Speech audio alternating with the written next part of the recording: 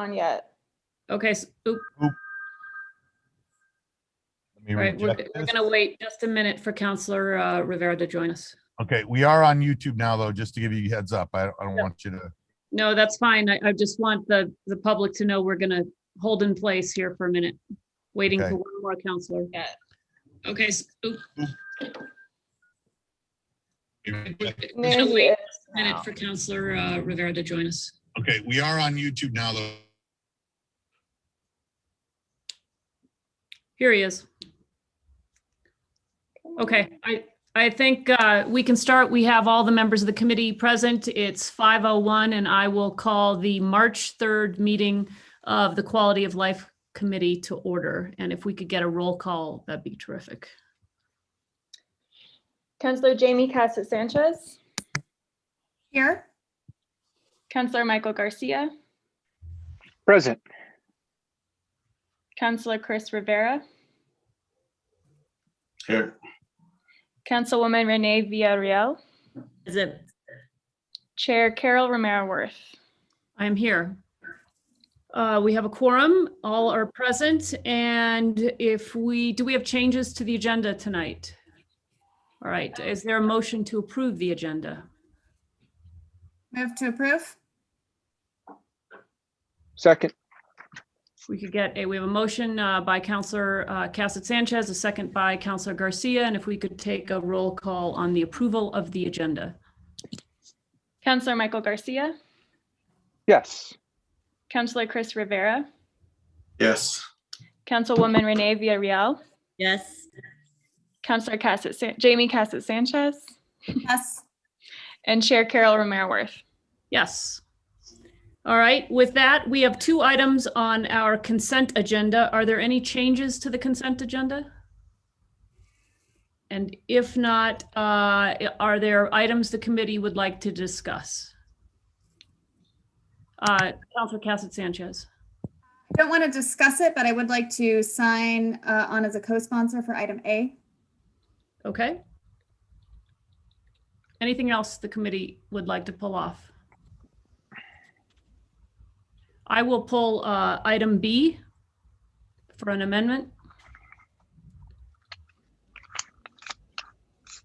And with that, if we could have a motion to approve the consent agenda as amended. Move to approve as amended. Second. All right, when we have a motion from Councilor Garcia, a second from Councilor Cassett Sanchez, if we could take the roll on the approval of the consent agenda as amended. Councillor Chris Rivera, Yes. Councilwoman Renee Villarreal, Yes. Councillor Jamie Cassett Sanchez, Yes. Councillor Michael Garcia, Yes. Chair Carol Romero Worth.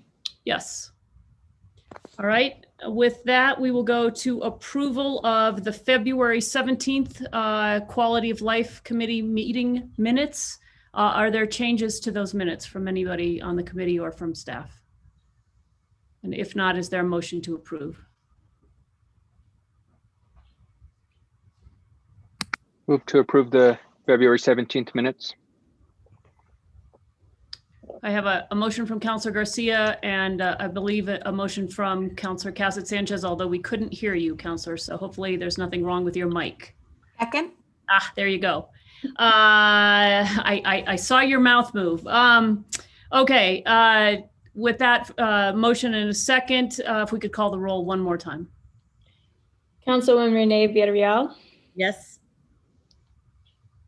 Councillor Jamie Cassett Sanchez, Yes. Councillor Michael Garcia, Yes. Councillor Chris Rivera, Yes. and Chair Carol Romero Worth. Yes. So I pulled item 6B and Jennifer, if you could just read that so that anybody watching knows what we're going to be talking about. Sure. So item 6B is consideration of resolution number 2021 to be determined. A resolution updating the terms of resolution 2020-29 to extend the duration of the Community Health and Safety Task Force through the end of the calendar year 2021, allow additional task force members, change the task force composition, exempt the task force from certain Open Meetings Act requirements, and other changes as necessary. And the co-sponsors are Councilor Rivera and Councilwoman Villarreal. Okay, so I pulled this item because I would like to discuss the possibility of an amendment. We did talk about this in finance on Monday, and I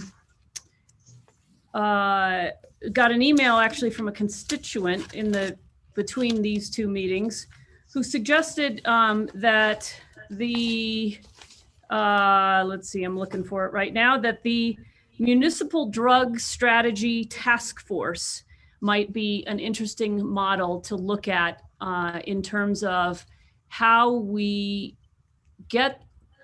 allow for safe spaces for people to talk about sensitive and personal stories and lived experiences in a way that protects them, but still allows the information to come forward so that we can decide how best to formulate policy around it. And so what my amendment would do is add a couple of provisions that are in the Municipal Drug Strategy Task Force resolution, which is 2017-77. Councilor Rivera, you're not muted. And it specifically, it would allow for the Community Health and Safety Task Force to host a series of community conversations to gather insight into the concerns and ideas of community members to ensure that the city's health and safety strategies are guided by community input. And the second thing it would do is it would allow or require the convening of a series of focus groups around the city to learn how health and safety issues affect communities, families, and individuals, and how current city policies can be improved. The focus group should represent specific constituencies that are affected by the city's current health and safety policies. And then finally, I think, I said this at finance, I think we've learned a lot through creating the structure modeled on the Albuquerque process for CHART in terms of how we provide space for the community to tell their stories and to be heard. And this was passed before we did CHART. I think it was passed, midsummer last year, I want to say. And this, I don't think we've allowed enough budget. So the budget currently, I believe, is $10,000. And in order to do community conversations and some focus groups, I think this task force will need more money.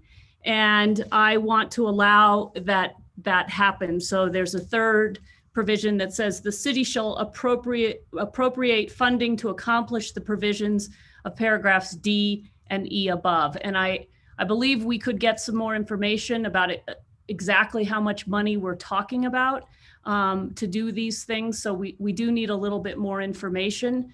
And then finally, this amendment would keep the task force meetings themselves opened, but allow for these community conversations and the focus groups to happen outside of the task force meetings more privately, and would also allow it would maintain, though, the provision in the resolution that calls for not following Robert's rules. The task force would still not need to follow Robert's rules, but their meetings would need to be open. And again, my thinking on this is that I am very sympathetic to creating a safe space for people to talk about their lived experiences, because I think they're important stories to form our policy.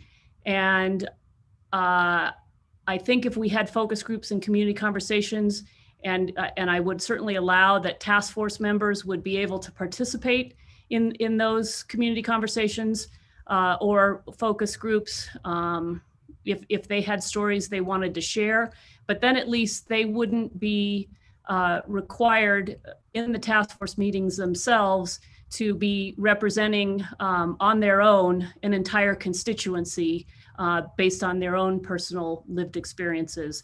They could refer more to the focus groups and the community conversations as and be a little bit more removed and be able to refer to those spaces as the reasoning for why a particular policy might be something they'd be interested in. So again, an attempt to find a way to help protect the people who have lived experiences to share, and also keep our process open. So I guess I would, I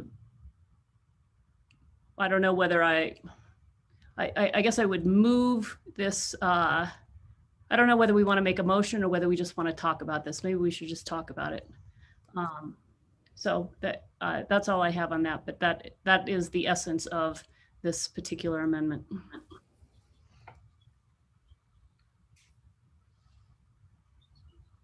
Councilor Rivera, you have your hand up.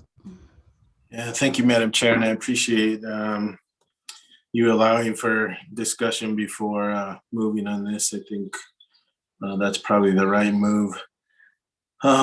So in our discussions with the task force, and again, we've already been meeting for approximately 6 months, establishing a little bit of a relationship. Chris, let me correct you on that. We have not been meeting for 6 months. We've actually only had a total of 6 meetings, correct, Jennifer? The resolution was passed and then we had to create the committee. And then we actually started meeting in November. So we've only had 6 meetings. We haven't met for 6 months, just to correct you. Okay, thank you. So approximately 4 months, and we've been getting to know each other, have that kind of relationship. And I think in those discussions and in our really getting to know each other and feeling each other where we're at as far as stories, personal stories that people have to tell, we found out that some of the stories are really in close proximity to happening really soon. So there's some concern that if people tell stories or share things with the group that they would be contemporaneous. So that's a concern of the group, to tell really lived stories about issues that may be currently going on. So that's one of the issues. The other one is, if we had what you described as a community meeting where people could, even committee members could share those stories in a private setting, there's still some sense, I think, that those stories amongst the group itself would be difficult to get across, to make sure that we all knew exactly what was going on, and potentially more than that. So I'm really good with your amendments under number 7, D and E. I don't think anyone's opposed to community conversations or getting focus groups together. But as far as having the ability to have some closed meetings, I think is important to the group. I think it's the only way we're going to be able to dive into those real life situations. And like I said, some of them are real and could be potentially happening as we speak. So I think those were important to the group. They're important to myself and the chair. And again, I hope this committee looks at really what myself and Councilman Villarreal have actually gone through with this committee in the since we've been meeting in November, and really take that to heart and know that we're trying to do what's best for the committee, for the community. And in order to get anything really meaningful out of this task force, I think it's going to involve some of these closed meetings. And again, I want to remind the entire committee that whatever comes out of the group, it's a recommending body. So it still has to be presented through committee, through the governing body, and the ultimate decision, the final decisions are up to the governing body and the council. So you will be privy to all of those recommendations that are made by the task force. So thank you, Madam Chair.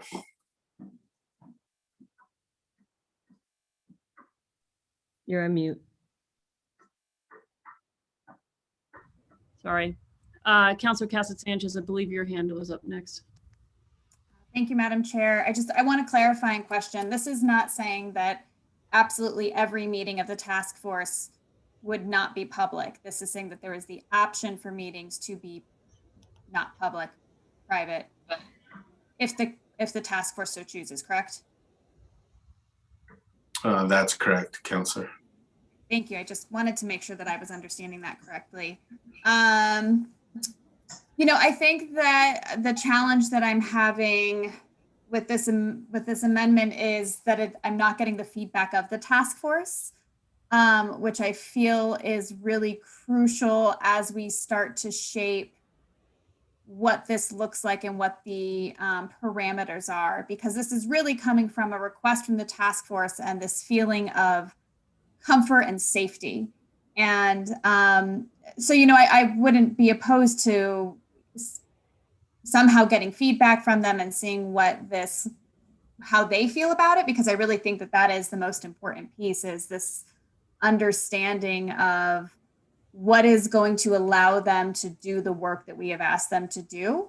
And I really appreciate Councilor Romero-Worth's work here in trying to figure out where is this happy medium, where is this piece where we are, creating policy within the public eye, but also where are we allowing individuals to feel safe when we are talking about very complex, challenging topics. And I think that before I'd be comfortable moving forward with the piece where all the task force meetings are public, I would need to hear what the feedback is from the task force on what this would look like for them. I do absolutely agree with D and E. I think, as Councilor Romero-Worth pointed out, we have learned a lot from the development of chart, and also 9 of giving funding. So really, making sure that we are appropriating the dollars, as Councilor Villarreal pointed out in finance, that the money that has been appropriated really doesn't get us a lot with having a facilitator who can help us work through these really challenging issues. So I'd be comfortable moving those forward. But in terms of the open meetings piece, I would want to wait until we hear from the task force and see if they feel that these public conversations would be sufficient to allow them to have the meetings public, as long as these areas are private. So that's my thoughts on it. Thank you. Councilor Villarreal. Thank you, Madam Chair. As it relates to community conversations, the task force members actually had committed, without even stating it in the resolution, that was something that they wanted to do, whether it was in their own networks, and making sure that what they're proposing or their ideas, or even what community ideas come forth, that there would be spaces for that. I do want to mention we did have a public forum to gather input from the public when we first started, and one person showed up. And they actually weren't there to speak. They were actually there just to listen to the meeting. So we talked about that, like, well, why didn't this work out? Why didn't people come to a place where they could talk about some of the things that they want us to work on as a task force? And there was various reasons. I think it was noticed probably too late, that people didn't necessarily know about that option. And there was also the concern that people don't feel safe to share about that, especially online. Community members, to have a forum to even say what may be some of the problems, some of the things that we should think about. So what what was offered in the task force was like, hey, well, we have our own networks. It would be great to be able to host our own series of community conversations and dialogues with community members that we've already built trust with. And so we all agreed, yes, that's definitely a step that we want to take. We didn't get there yet because we're still trying to figure out how ourselves internally as a task force can feel safe talking about and sharing not just personal experiences, but also trying to think about potential areas that we want to tackle or look at, potential recommendations that we're not even there yet, but potential recommendations that may come forth. And that in itself, those topics within that group, being on Zoom, being that anyone can jump on if they want to hear our conversation, really made people feel anxious. So anxious that we had 2 members resign because of it. And there were other members that still felt that way, that are still serving, that think this is important, but had admitted that they didn't feel like they could share truthfully about the things that they see as problematic or ways that we could look at changes, because they were in the space that felt very, not only vulnerable, but very impersonal because we're on Zoom. And I guess we've consistently actually talked about the municipal drug policy task force model. We definitely wanted to think, how can we replicate that? And one of them was, what worked for that is those folks could meet in person, and that really made a difference with the group dynamics and trust. The other thing is that their topics weren't as I guess politically charged or emotional as it is for our task force. So they felt like it is different. It's a different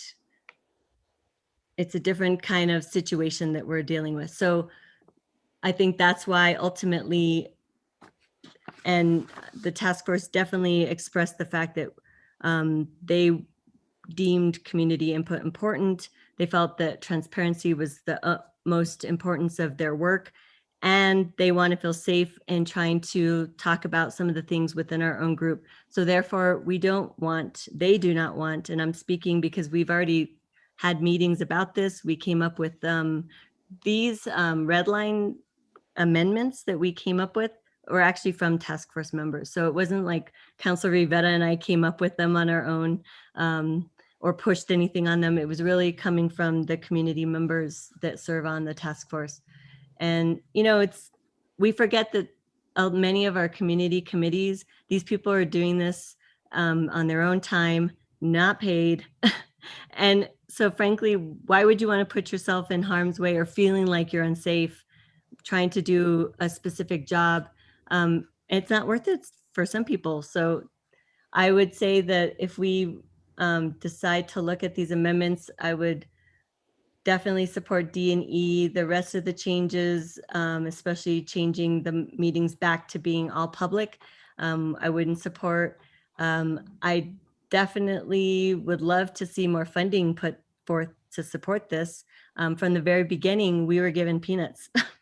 We had to scrounge around to find $10,000 to pay money for our amazing facilitator.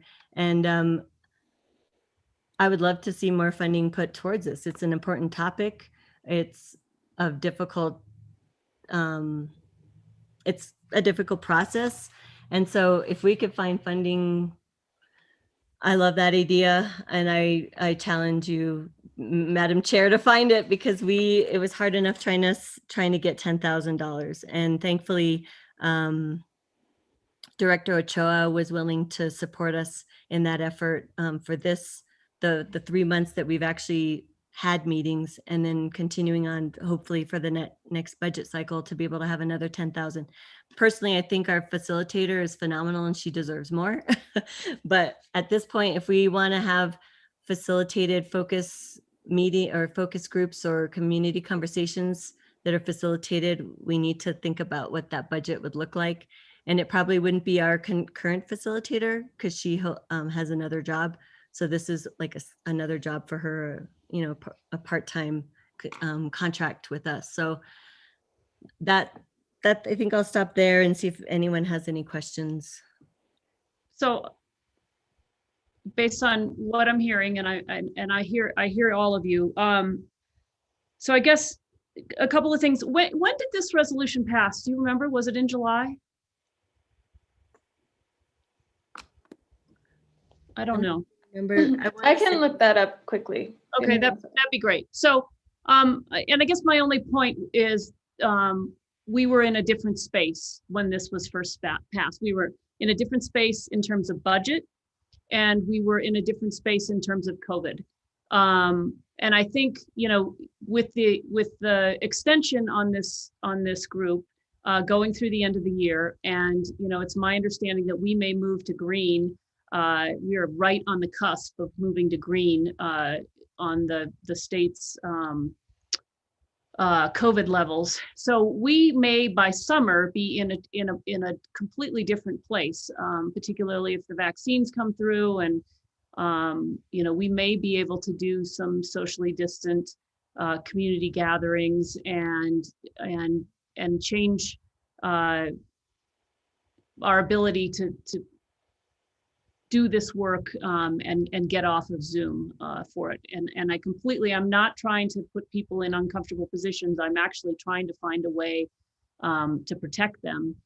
And I guess before I make some other comments, did you all look at, apparently, you know, if you have a task force and then you break it out into subgroups, the subgroups, as long as they're not a quorum of the big group, they don't have to be public meetings. Did you all talk about using that format as a way of protecting people and getting those lived experiences without having to do that in a Zoom setting? And yes, we actually talked about that quite extensively, and that is still something we want to do. Well, I mean, that's how you get the work done, is get working groups going based on the topics they want to work on. But we haven't even been able to narrow down topics because of the nature of some of those topics. Yeah. And so I think that's been a problem with the public kind of realm we're working in. And yeah, we've all committed, if we can meet in person, that will be so much better for all of us. The other thing I wanted to mention that you said that have changed since 6 months from when this, or what was it, Jennifer? I know you're raising your hand, but when did we actually pass the resolution? July 29th. Correct. So 2020. since then, you know, our country our communities have changed. We have, and it said in the resolution, you know, the white supremacist ideology is a lot more upfront and explicit than it was before.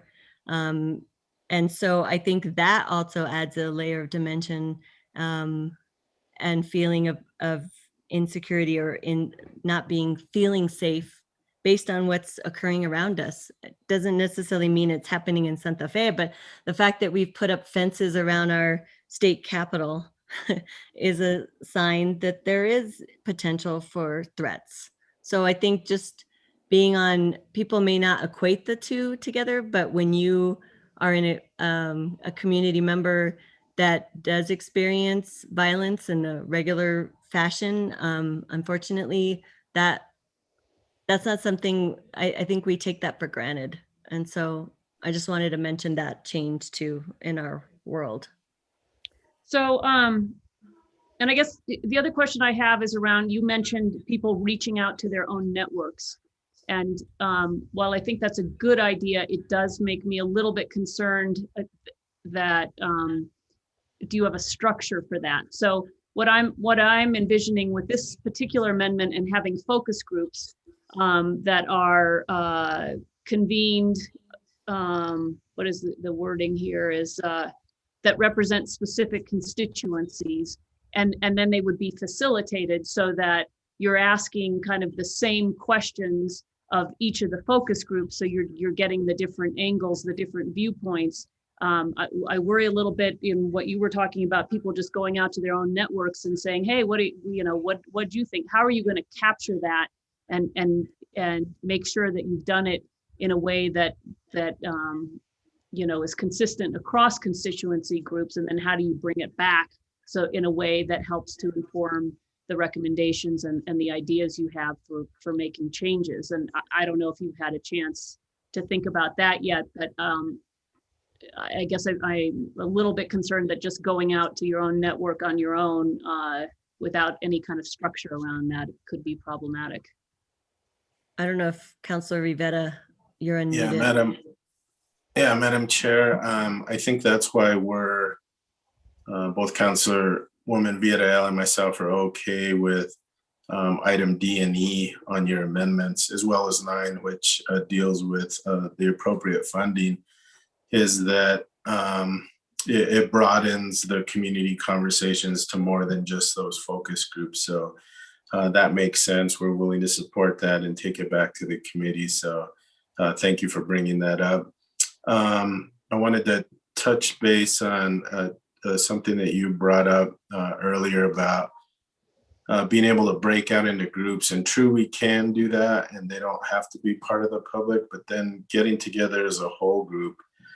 And again, being able to share those lived experiences. And in some cases, they may deal with family members, children, cousins, uncles, aunts, and to have to share those in a public setting, I don't think would happen if it were done that way. So, I try to imagine myself being in that situation where I may have to share a story of one of my family members, and would I want to do it in a public setting or live on YouTube? And the answer is no, and it probably wouldn't happen. So that's what we're trying to do. We do accept your amendments in D and E and think that, involving as much community as we can is a good thing. Yeah, and again, I'm trying to find a way where we can keep the task force work open in terms of having a conversation in public about different policy changes, but then protecting the stories and the people, and putting a little bit of some distance. If you did a focus group and then nobody, and then you report out about the focus group, and you don't have to attribute the stories that were told in the focus group to particular people. You could just talk about this focus group on this, from this constituency, said this about their experience with police and the different things that need to be considered and factored in as we look at different changes and how we move forward. So I do think, again, there hasn't been very much time between finance Monday night and tonight with quality of life. So I would have liked to have had a specific budget recommendation. And I can't remember how that happened with the first one. Was the $10,000 in the resolution, or how did we do that? No, I'm sorry, Madam Chair. We didn't have it budgeted initially. Are you talking about the first resolution? Yeah, the first, so the $10,000 that was set aside for this work, how did that count? Did we approve that, or is it because it's such a low dollar amount that was just something the city manager was able to do? It was a low dollar amount approved by the city manager. And also we had to, I tell you, after a couple meetings, it was clear we needed a facilitator. Yep. So Yep. it was kind of after well, to do focus groups, you're going to need a facilitator. So there's a couple problems here. One is that I don't like really just having open-ended language like sufficient to do the work. I mean, I think, it would be better if we could say, $20,000, $40,000 would help create focus groups. And there wasn't enough time to get an estimate on that. So I feel like we need a little bit more information to figure out how much money we are talking about. I do think we are in a different financial situation now than we were back in July. And, and we know more, again, because of the chart situation. And this task force, the work that's going on here is, I think, very important. And we should be prioritizing this and making sure that the funding necessary to do the work is there. So I'd like some time to see if we can get a dollar amount and figure out how that has to happen, if it needs to be attached to this or if it's, so there's that. And then, to your point about taking it back to the task force, I mean, I would very much be interested in knowing what the task force thinks about, rather than the specific point of, rather than closing the task force meetings, if the focus groups could be a way to capture those lived experiences so that the task force meetings didn't have to be closed. But I don't know if there's time or inclination to do that inquiry. Madam Chair, if I may, I think we've had those discussions. Jennifer has been part of all our meetings, and I think she would concur with what Councilor Villarreal and myself are saying, that these are the recommendations that are coming from the task force. And we've had those discussions about just the closed meetings with the breakout sessions and leaving the rest open. And what we've brought forward is really representation of what the committee feels is best. So the breakout sessions would be closed, not that when you all come back together. We would have the option to either have open meetings or in some instances decide to close a meeting because of a specific topic or potentially some lived experiences shared that people may not want to have in open. And how would you capture those closed lived experiences? I mean, so that the public would know what was said as a reasoning or a basis for why you might take a particular policy direction. Like, is that, are we just, you'll tell those stories in private, and then you'll come forward and you'll say, we think we should do X, and then we just won't really know? Yeah, we could potentially say that it's based on experiences by some of our community members. And that's why this policy is coming forth. And, you know, we may get permission from community members or from task force members to give a little bit of insight into the story that was told, but, you know, they may not want the entire thing told. So, you know, but ultimately it would be up to the governing body to decide if a policy made sense or not. Right, but it's hard to know whether a policy makes sense if you don't have the underlying information, which is why I'm trying to create a focus group where people don't have to be on the hot seat for their particular story, but we can just characterize, these are the stories we heard, and this is why we think we support this particular policy option. Yeah, I think just like the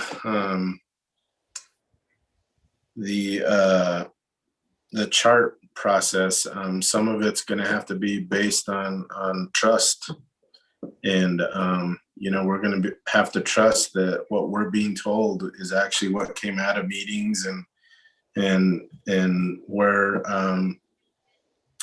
policy things we need to go, or recommendations about what we do with monuments or anything else. And I think we're in that same situation here, where a lot of it's going to have to be relying on myself and Councilwoman Villarreal and probably Jennifer in some regard to really push the recommendations through, and to be able to tell enough of the story that you know, it helps to sell the recommendation if that's what it takes.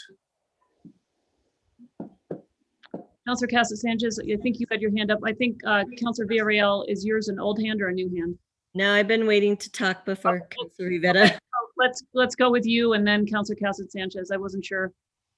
Thank you, Madam Chair. I think what I want to add to this is that, and we had to come to a realization even within our own task force, is we're not talking about, like, the task force is not, the membership is not necessarily separate from what happens in the community. And I think what was happening is we're talking about things as if people in our own task force had not experienced those experiences. And so it was triggering, like, hello, I'm one of the people you want to talk to because I've had that experience and possibly have solutions. The thing is, if you have people just listening in and holding people to their word or whatever experiences, it can be taken out of context for those people. And why would we want them to feel unsafe about that? Sharing even as their own task force, as their own experience. It doesn't mean that that experience is going to lead to a specific policy recommendation. It's just that even having conversations about our existing conditions in Santa Fe, if we can't even get to that point within the membership, how do we expect people from outside the community to feel like they can share?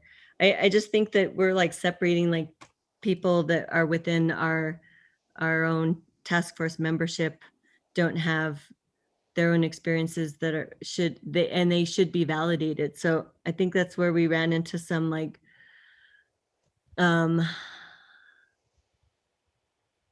just difficulty getting to the point where we couldn't even decide what topics we wanted to start moving into working groups, because we hadn't even acknowledged that the people within our own group were having didn't feel safe to talk about some of the things that we needed to talk about. So I won't belabor the point. I just think it's important. And if someone doesn't have that experience, then they wouldn't understand. No, and to be clear, I recognize that your task force members probably do have lived experiences that are relevant to the policy conversation. They may also not feel comfortable representing their entire constituency with their story, lived experience, and may appreciate, having a group that, power in numbers, right?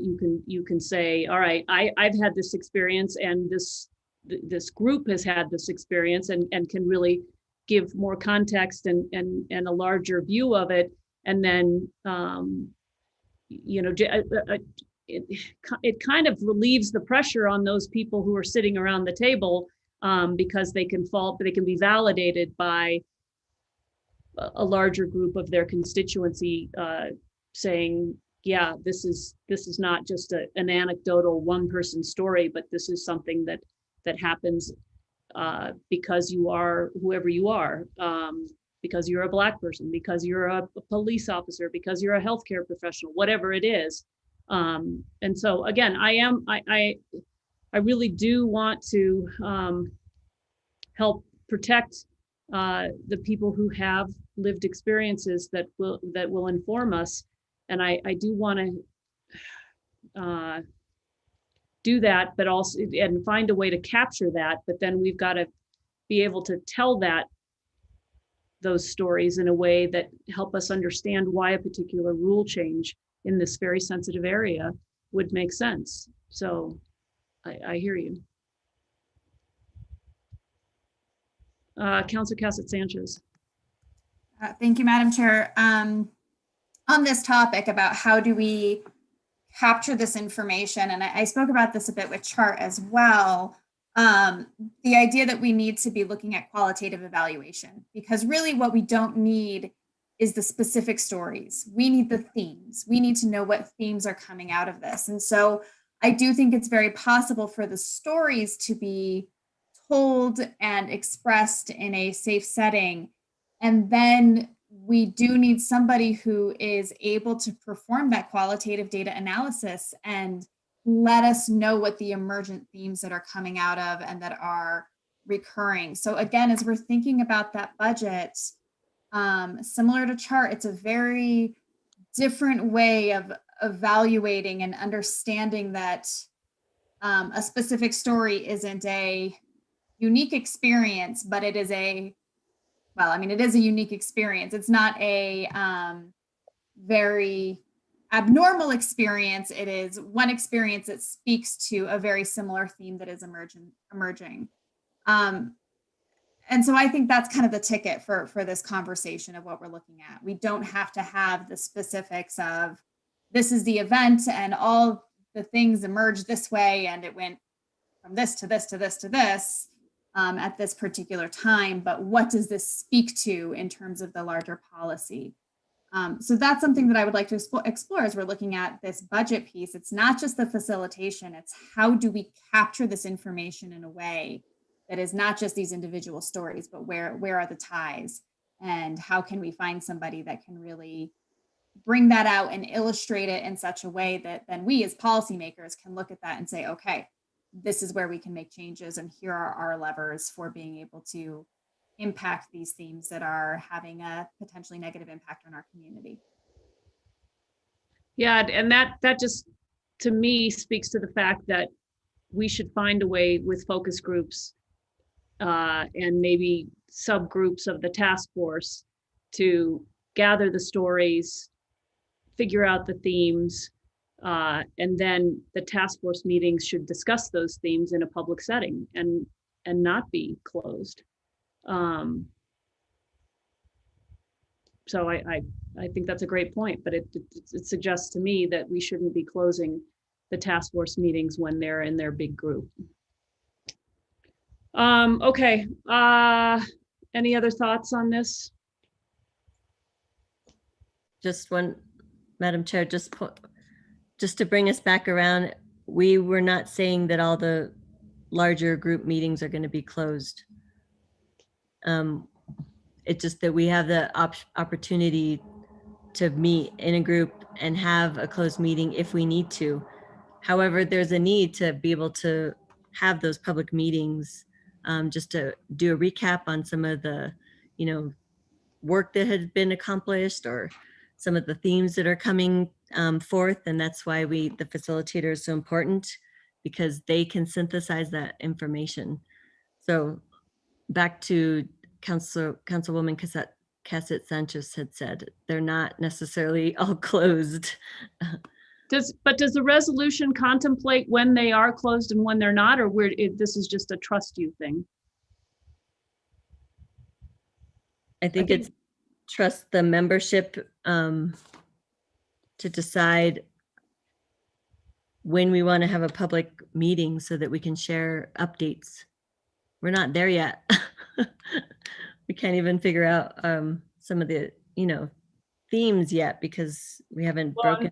Yeah, and maybe that's something else that, would be better, is if we could call out, what kinds of, when you could do a closed meeting of the entire group versus when it would have to be open, instead of just saying, sometimes we'll be open, sometimes we'll be closed, and we'll let you know what we're doing. I don't know, that might be an improvement on this. I don't know.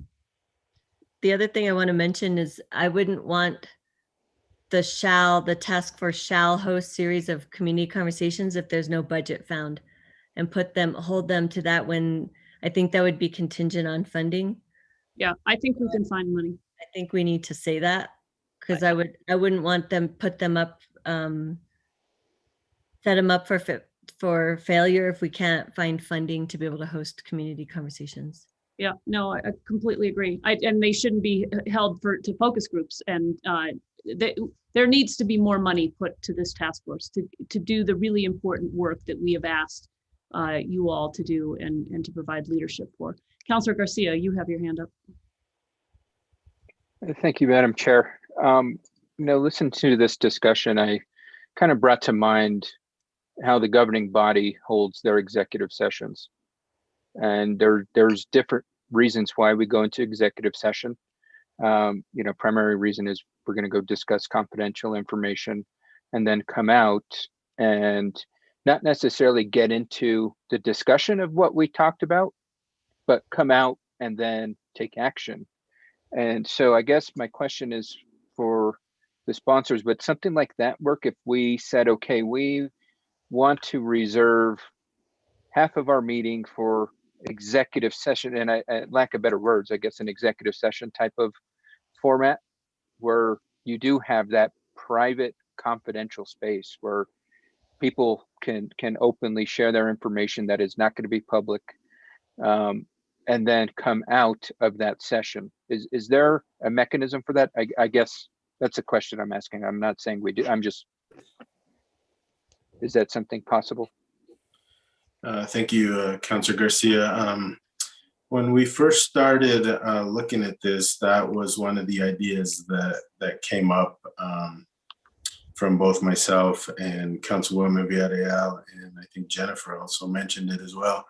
And I believe in discussions with the city attorney's office, that was discouraged to go into executive session. And Jennifer, do you remember the specifics as to why? It was some time ago. I think it's mostly, oh, sorry, thank you, Chair and Councilor Rivera. I think mostly just that the work that the task force is doing doesn't fall under executive session rules. Those are set out pretty strictly in law. To Councilor Garcia's question, I think there's possibility for the governing body to outline, not executive session strictly, but kind of its own rules about when this task force could be private and when it could not be. It would just have to basically amend the committee rules that are already set, which is what this resolution is doing anyway. But in terms of a strict executive session, this doesn't fall under those rules, mostly because it's not a policy-making body at all in a strict sense. So I think that's why the executive session idea was thrown out. But I don't see why there couldn't be rules outlined in an amendment that specify when a meeting could be open and when it could be closed.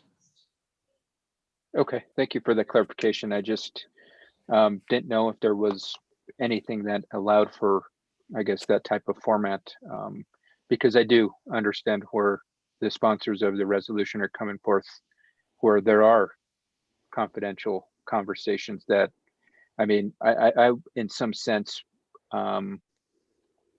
would be thankful that somebody would share that information even openly to allow for movement to be and decisions to be made based off those interactions. We've got to, and I think we all understand this is a very sensitive situation where stories can have triggering effects, which can have very consequential and potentially life-threatening situations for individuals, whether it be by other individuals or self-inflicting harm. I think we've got to remember that this process is not to bring out more harm to the community. It's to figure out how we as a community can improve processes and understand where supports and improvements need to be made. But thank you for the clarification for that, Madam Chair. That's the only question I had. Okay, Councilor Villarreal, you have your hand up again. Thank you, Madam Chair. Just to answer that question about executive session, I think we're trying to make this process as simple as possible to be able to get to some recommendations. And as I had stated, and the reason why we changed it in the resolution, parliamentary procedure does not function very well. Not everybody understands it. Not everybody feels comfortable. I feel like it isolates people. And so to ask a member, say, okay, we have to vote to go into executive session, and then we have to do all that the way we do anyway in our own meetings, it's challenging. I just kept thinking about like, oh, if we actually did meet in person, which would be great, and then we decided to have an executive session, where do we go? The committee has to like remove themselves and go to another space. I mean, just logistically, I just feel like we make it so challenging for people to serve on our committees. We can't expect everybody to know parliamentary procedure and then to try to like say, oh, we need to go into executive session now. It's just another layer. All right, we probably need to move on. We've talked about this for a bit. I don't know what the pleasure of the committee is. Madam Chair, I'd like to make a motion to approve the original amendments that we put forth for this resolution as is until we can figure out any, adjustments to your amendment. Okay, so you're asking to approve the resolution in its current form. Correct. Thank you.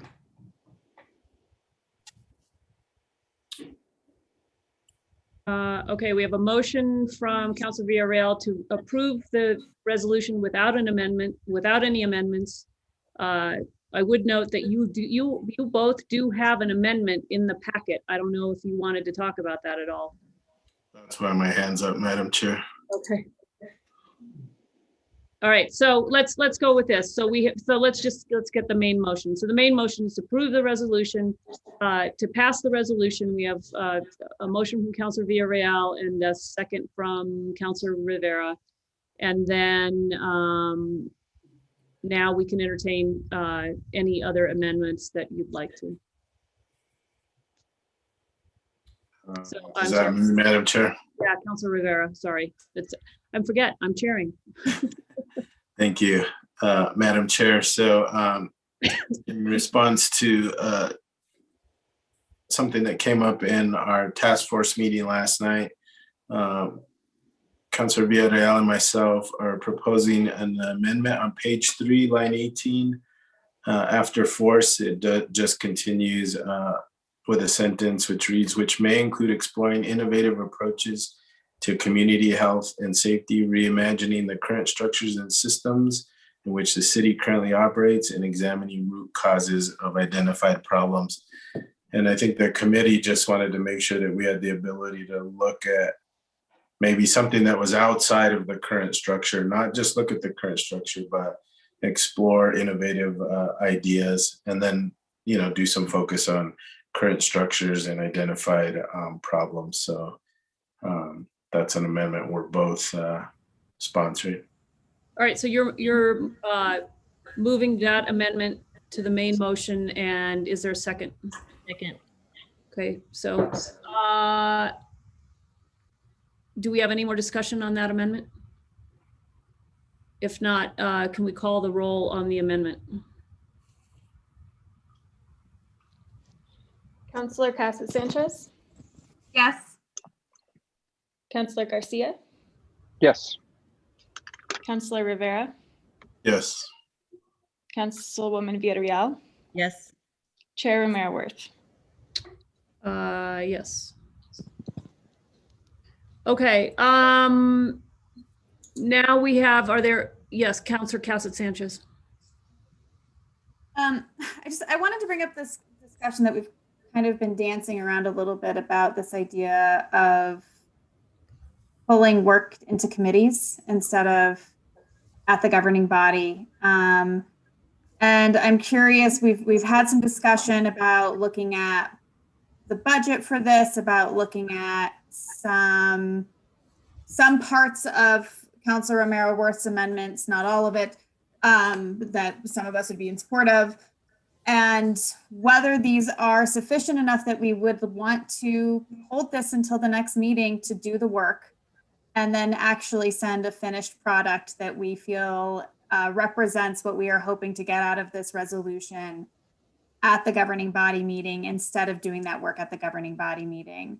I suppose my question here is for the two chairs of the task force, and the sense that this task force is already rolling, which does then make me question the timeliness and our need to move this through faster than we might have needed to had we not already established this task force and they were not already doing the work. So I would like to hear from Councilwoman Villarreal and Councilor Rivera about the time factor if we were to hold this so that we are doing our work in our committee instead of coming to the governing body and trying to hash it all out then. I'd like to hear your thoughts on that, given that this task force is already in process. Councilor Villarreal or Councilor Rivera, thoughts on that question? Do we have the luxury, quote unquote luxury, of holding it here so we can fine tune some of the things that we've identified? $9. And yeah, I mean, it's dollars. It's, can we characterize when we would open or close a meeting? Do we, I guess those are the two big ones, right? I guess I would ask the question, do we need to really have this come back, or can we do that before next Wednesday, which is when it would come up to the governing body? So it still has to go in front of Public Works.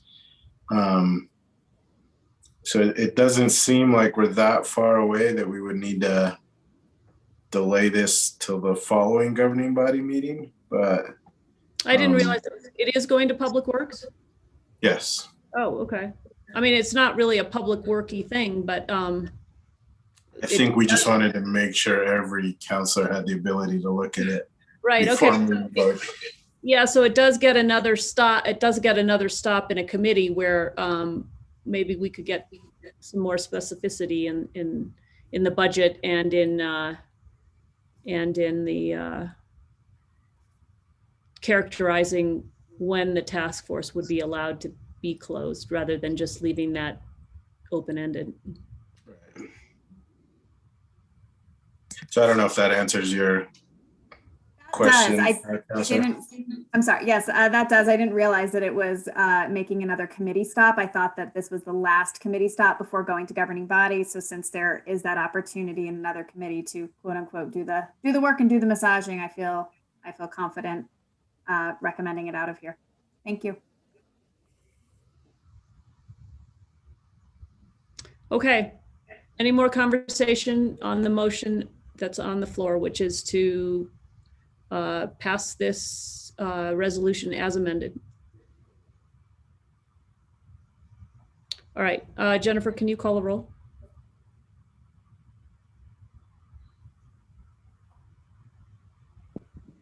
Sorry, 1 second. Councillor Michael Garcia. Yes, with the optimism of it getting a little cleaned up as necessary at Public Works. Councillor Chris Rivera. Yes. Councilwoman Renee Villarreal. Yes. Councillor Jamie Casas Sanchez. Chair Carol Romero Worth. No, and I want to explain my vote. And so just I'm voting no to its current form. And I do want to see if we can work on this some more and make some of these changes before I vote yes again. Thank you. All right, with that, we will move on to our presentations. We have Deputy Chief of Police Ben Valdez is with us, and hi, good evening. I almost said good morning. Thanks for bearing with us there, and I think you're taking this presentation on the evidence room and an update on what's happening there. So take it away. Thank you, Madam Chair, and good evening, members of the committee. We spoke at the Public Safety Committee a few weeks ago, and we provided a brief update on our current status of the evidence project. And at the request of Councilor Rivera and a committee member, they requested that we come to Quality of Life to also share some of the work that's been done in the past year. So I'm going to share my screen and give a brief presentation of the project and how we're looking.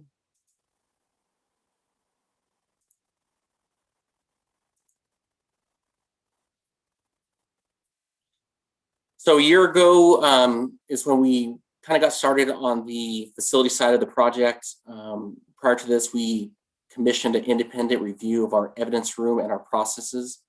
Based on that review, we came up with a list of 5 initial priorities that we needed to complete. They're listed there from 1 to 5. These were items that we felt were the most important to start tackling immediately, and those that we felt that were within reach for us to start having an impact on.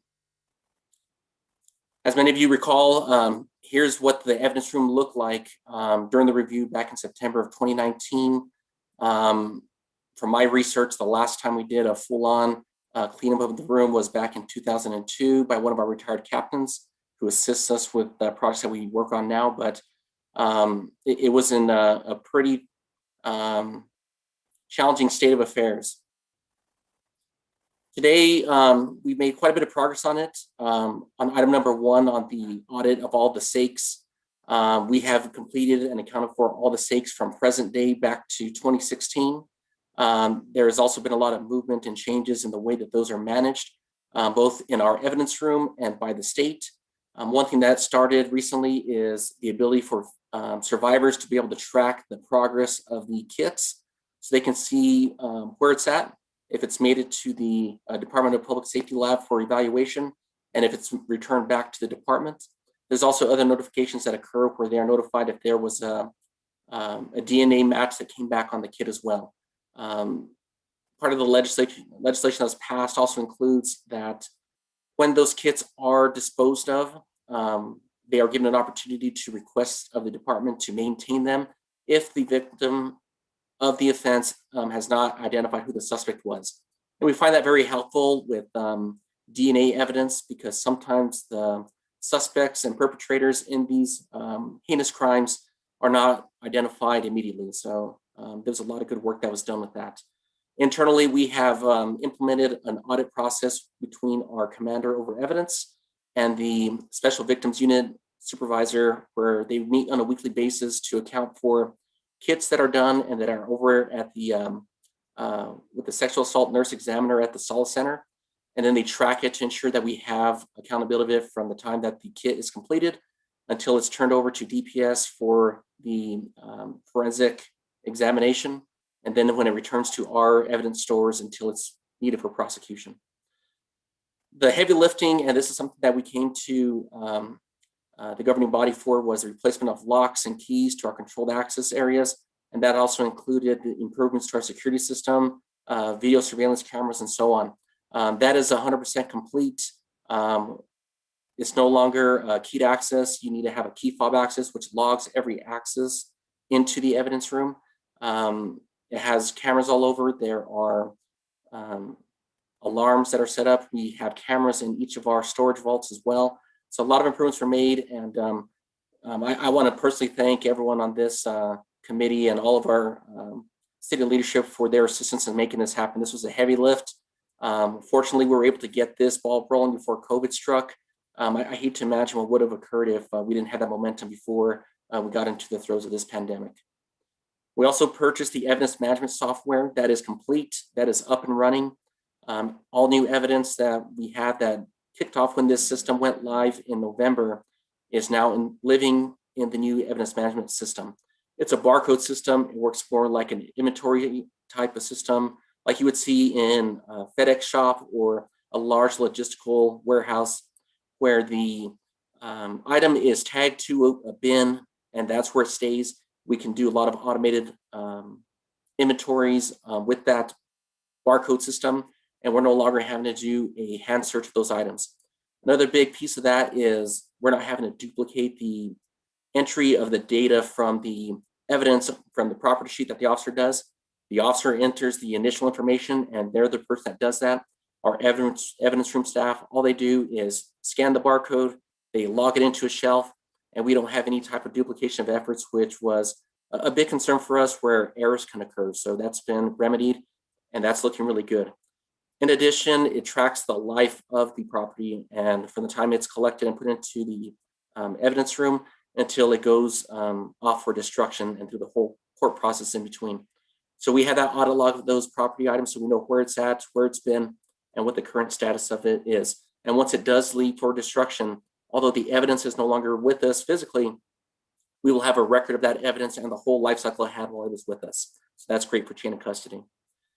Another big piece was the addition of staff. So we doubled our staff downstairs. We initially had 3 property and evidence technicians. We now have 6, plus we have an evidence and property supervisor that was added in the current fiscal year. So we're looking really good in that area. What that does for us is now, instead of only having 5-day coverage, we have 7-day coverage, and they cover all 3 shifts from 6 o'clock from 7 o'clock in the morning until 6 o'clock in the evening. So every shift that comes in has an opportunity to come in to get assistance from the evidence staff. And if there's any errors that occur with the submission, they can come to the evidence section. They'll bring the item upstairs, have them correct the error, and then it can be properly submitted into evidence. We've also been disposing of the high inventory of items that we've had. We've been working with the district attorney's office and the city attorney's office with identifying those cases. Early on in 2020, we had our detective sergeants. They were going downstairs and identifying cases that were eligible to have property disposed of. And then we provide that list to the district attorney's office and to the city attorney's office to give us a disposition to authorize that disposal. In addition, a lot of the safekeeping items or items that are abandoned that need to be destroyed and disposed of, we've made a lot of efforts with both the Department of Public Safety evidence section to utilize their incinerator. So our narcotics that were all eligible for disposal have been taken care of.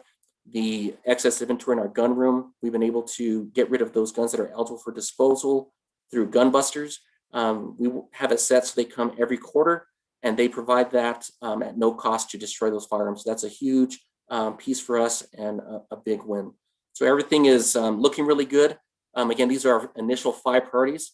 With the inventory items, that was a bit disturbed. And again, we had some disruption due to COVID because we had a contract company that were evidence and property specialists that would be able to come out, assist us to offload that inflated inventory.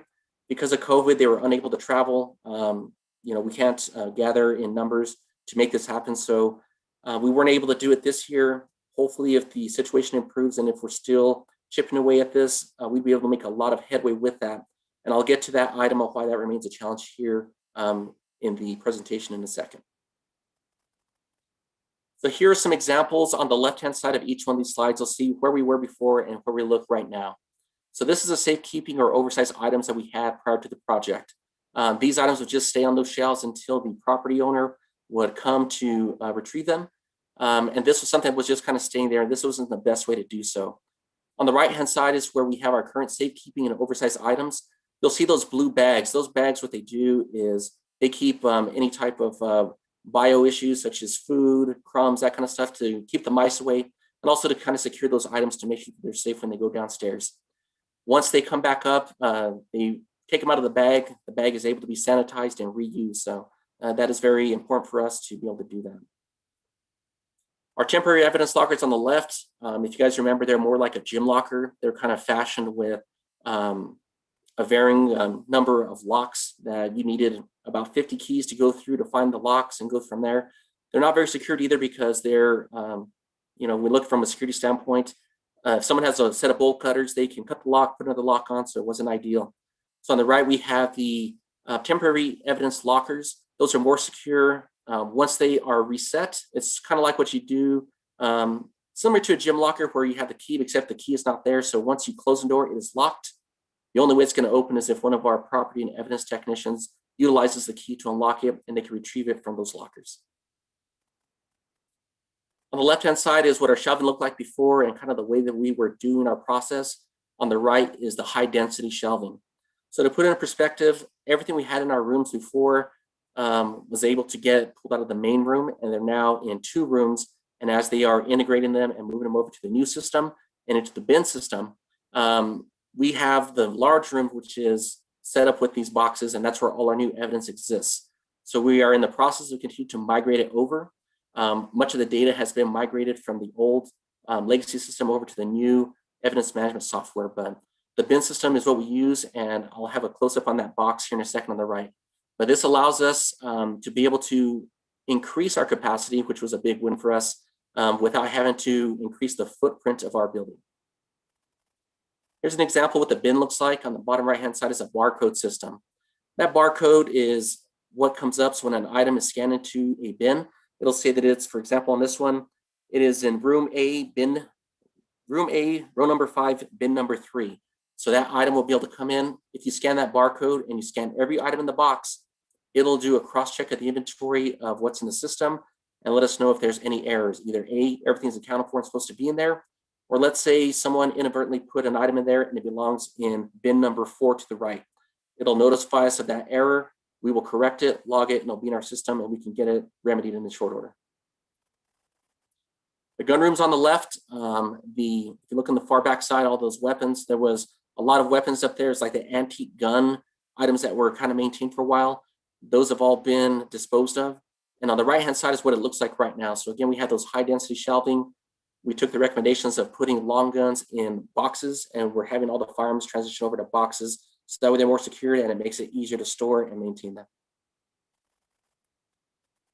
So one critical item that's remaining to be addressed is our digital evidence management for our body-worn camera and in-car camera video files. This is the next thing that is our priority. This is something that we are going to return to request your assistance with, but our current system needs to be replaced. Pretty much it's end of life. It was also raised during the summer review that we commissioned. And what it's coming down to is the management of all these systems and devices that we have, both in-car and body-worn. It's taking a lot of man hours to be able to accomplish what we can do with better software and better equipment. And that's specifically for discovery requests and our Inspection of Public Records Act requests. Because the current system lacks automation, it takes anywhere from 10 to 12 times the amount of time to complete the task on the request than it would with modern day solutions.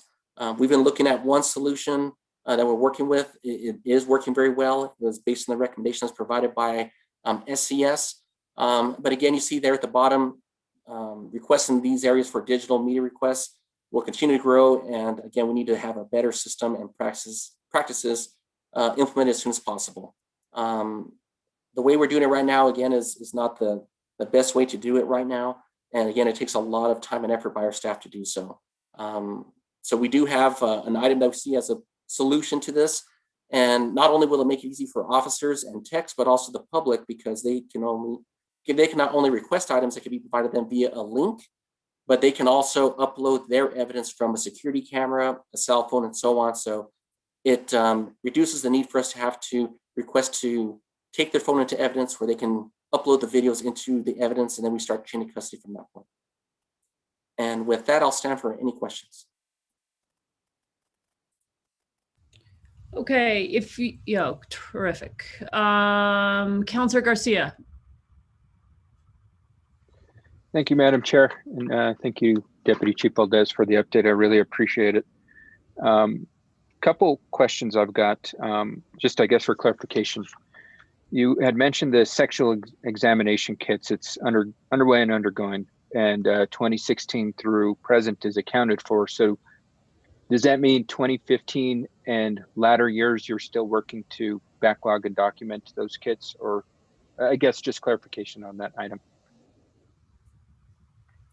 Madam Chair, Councilor Garcia.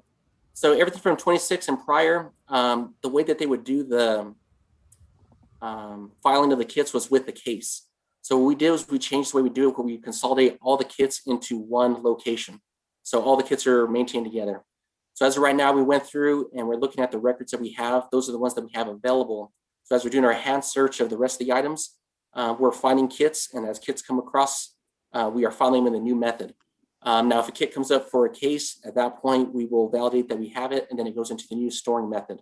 But as for accountability, we have those kits from 2016 to present all accounted for.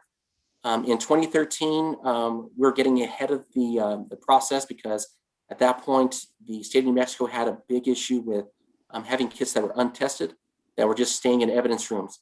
Our department, we were forward thinking. They took a number of those kits to the lab, and we're working on confirming that we have all of them back and accounted for. But as of right now, the ones that we're able to migrate over, they were accounted for. Just to kind of give a little bit of an idea, we have kits in our stores that go back to about 1998. So we're working our way back to those ones to make sure that they're all squared away and accounted for. All the new ones from 2016 and forward with the new tracking system, we've got those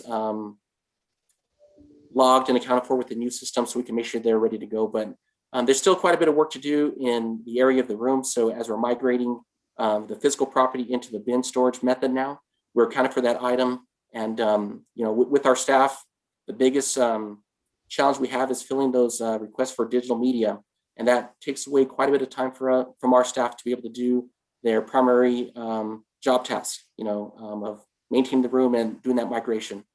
With the assistance of the consulting company, it would have given us a lot more progress on these areas, but we continue to work on these things. If we do identify that there are any issues that come up with any type of evidence, we look into the matter, we launch an investigation and see how did it come to this, what are the issues that existed, and also when issues do come up, my staff is working to address them so we can prevent them from occurring in the future. Okay, thank you, Deputy Chief. Do we have a timeline when that task is scheduled to be completed? Madam Chair, Councilor Garcia, to do a timeline on this is very challenging. It just depends on kind of the op tempo of our room and what they're working on. Right now they're doing 2 tasks. One thing is they're intaking current evidence and maintaining that, but they're also moving the existing evidence that's there, some of it that needs to be disposed of, because again, we had the dispositions, they should have been identified and moved out. So they're kind of juggling those 2 items there. They're making a lot more headway. I can tell you that with the district attorney's office and the city attorney's office for requests for IPRAs, discoveries, they're on top of that stuff. But they're also working on the other work that's been, again, kind of deferred for a number of years, just based on the lack of personnel that were available to tackle that. I know if we were to have assistance, we can make a lot more progress, but again, they are actively working on this. It's a lot of stuff that they're doing. I'd love to get a timeline and say, hey, we can have it done by this time, but it is a very big project with making sure that they maintain the security of those items, migrate them over, and then just the sheer amount of evidence that they are dealing with downstairs. Okay. You had mentioned the 5 initial priorities and gave us updates on that, and then you additionally went into another priority that you considered, which is the body cam footage and how we're going to store that. Is there a way to get an update on the rest of the findings that were found out of compliance and potential timelines when we're going to get those items completed? Besides, because I'm not assuming was there more than these 6 initial findings? And Madam Chair, Councilor Garcia, these 5 are overarching and they cover a number of items that are included within them. But those are the 5 top priorities that we identified that, again, we can tackle right away, and those that had an immediate need to start being addressed. We couldn't wait to say, well, we'll start on that one as soon as we get this one done. So those are the first ones that we tackled. Underneath each of those 5 priorities are other sub items, but I'll be happy to compile the list and let you know, here's the recommendations that were made, here's the work that's been done, and here's what's outstanding. And we can go line by line to show on each of the recommendations that were made by the consultant on what we've achieved so far and what is still in the works. okay, that would be great, Deputy Chief. And if you can send that list to the entire governing body, I would appreciate that. No other questions, but I do appreciate the update, Deputy Chief Valdez. Thank you, Madam Chair. Thank you. Other questions from the committee? Councilor Villarreal. Thank you, Madam Chair. I actually don't have any questions because my colleague asked the ones I was thinking, and just wanted to thank Deputy Chief Valdez for the information. It's actually really helpful to have these updates like this because we heard about the problems and then never heard back about what was occurring. And there's a lot that's occurred, and I think it's commendable and should be shared with the rest of the governing bodies. I'm not sure how they would get that information, so that everybody's informed about what's happened thus far. Well, I think Councilor Garcia has just asked for an update, a written update to be given to the governing body that'll cover everything. So That'd be great. It is helpful though to see photos. So hopefully in that update you can show the before and after. So thank you. Yes, ma'am. okay, other questions? Councilor Garcia, are your hands up again, or that's an old hand? Madam Chair, that's an old hand. I'll lower it. Okay, terrific. All right, thank you, Deputy Chief, for being here. Really appreciate it. We will move on to Chief Padilla, I believe, who will give us a staffing update on the police department. Welcome, and thank you for being here. Yes, good evening, Madam Chair and councilors. Nice to see you all.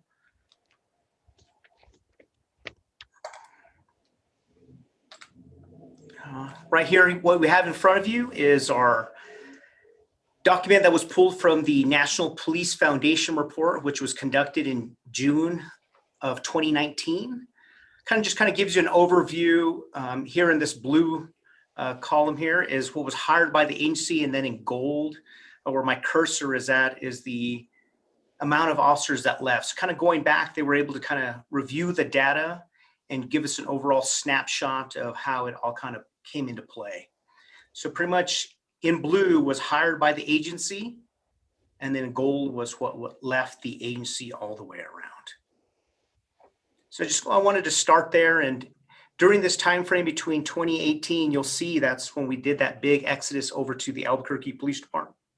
That's when competitive pay was the big issue. Since then, we've been able to match that pay or top pay for our senior officers at $30 an hour. Just wanted to start there to show you where we were and how we're coming forward. And continue on here. Just kind of show you the vacancies all the way around.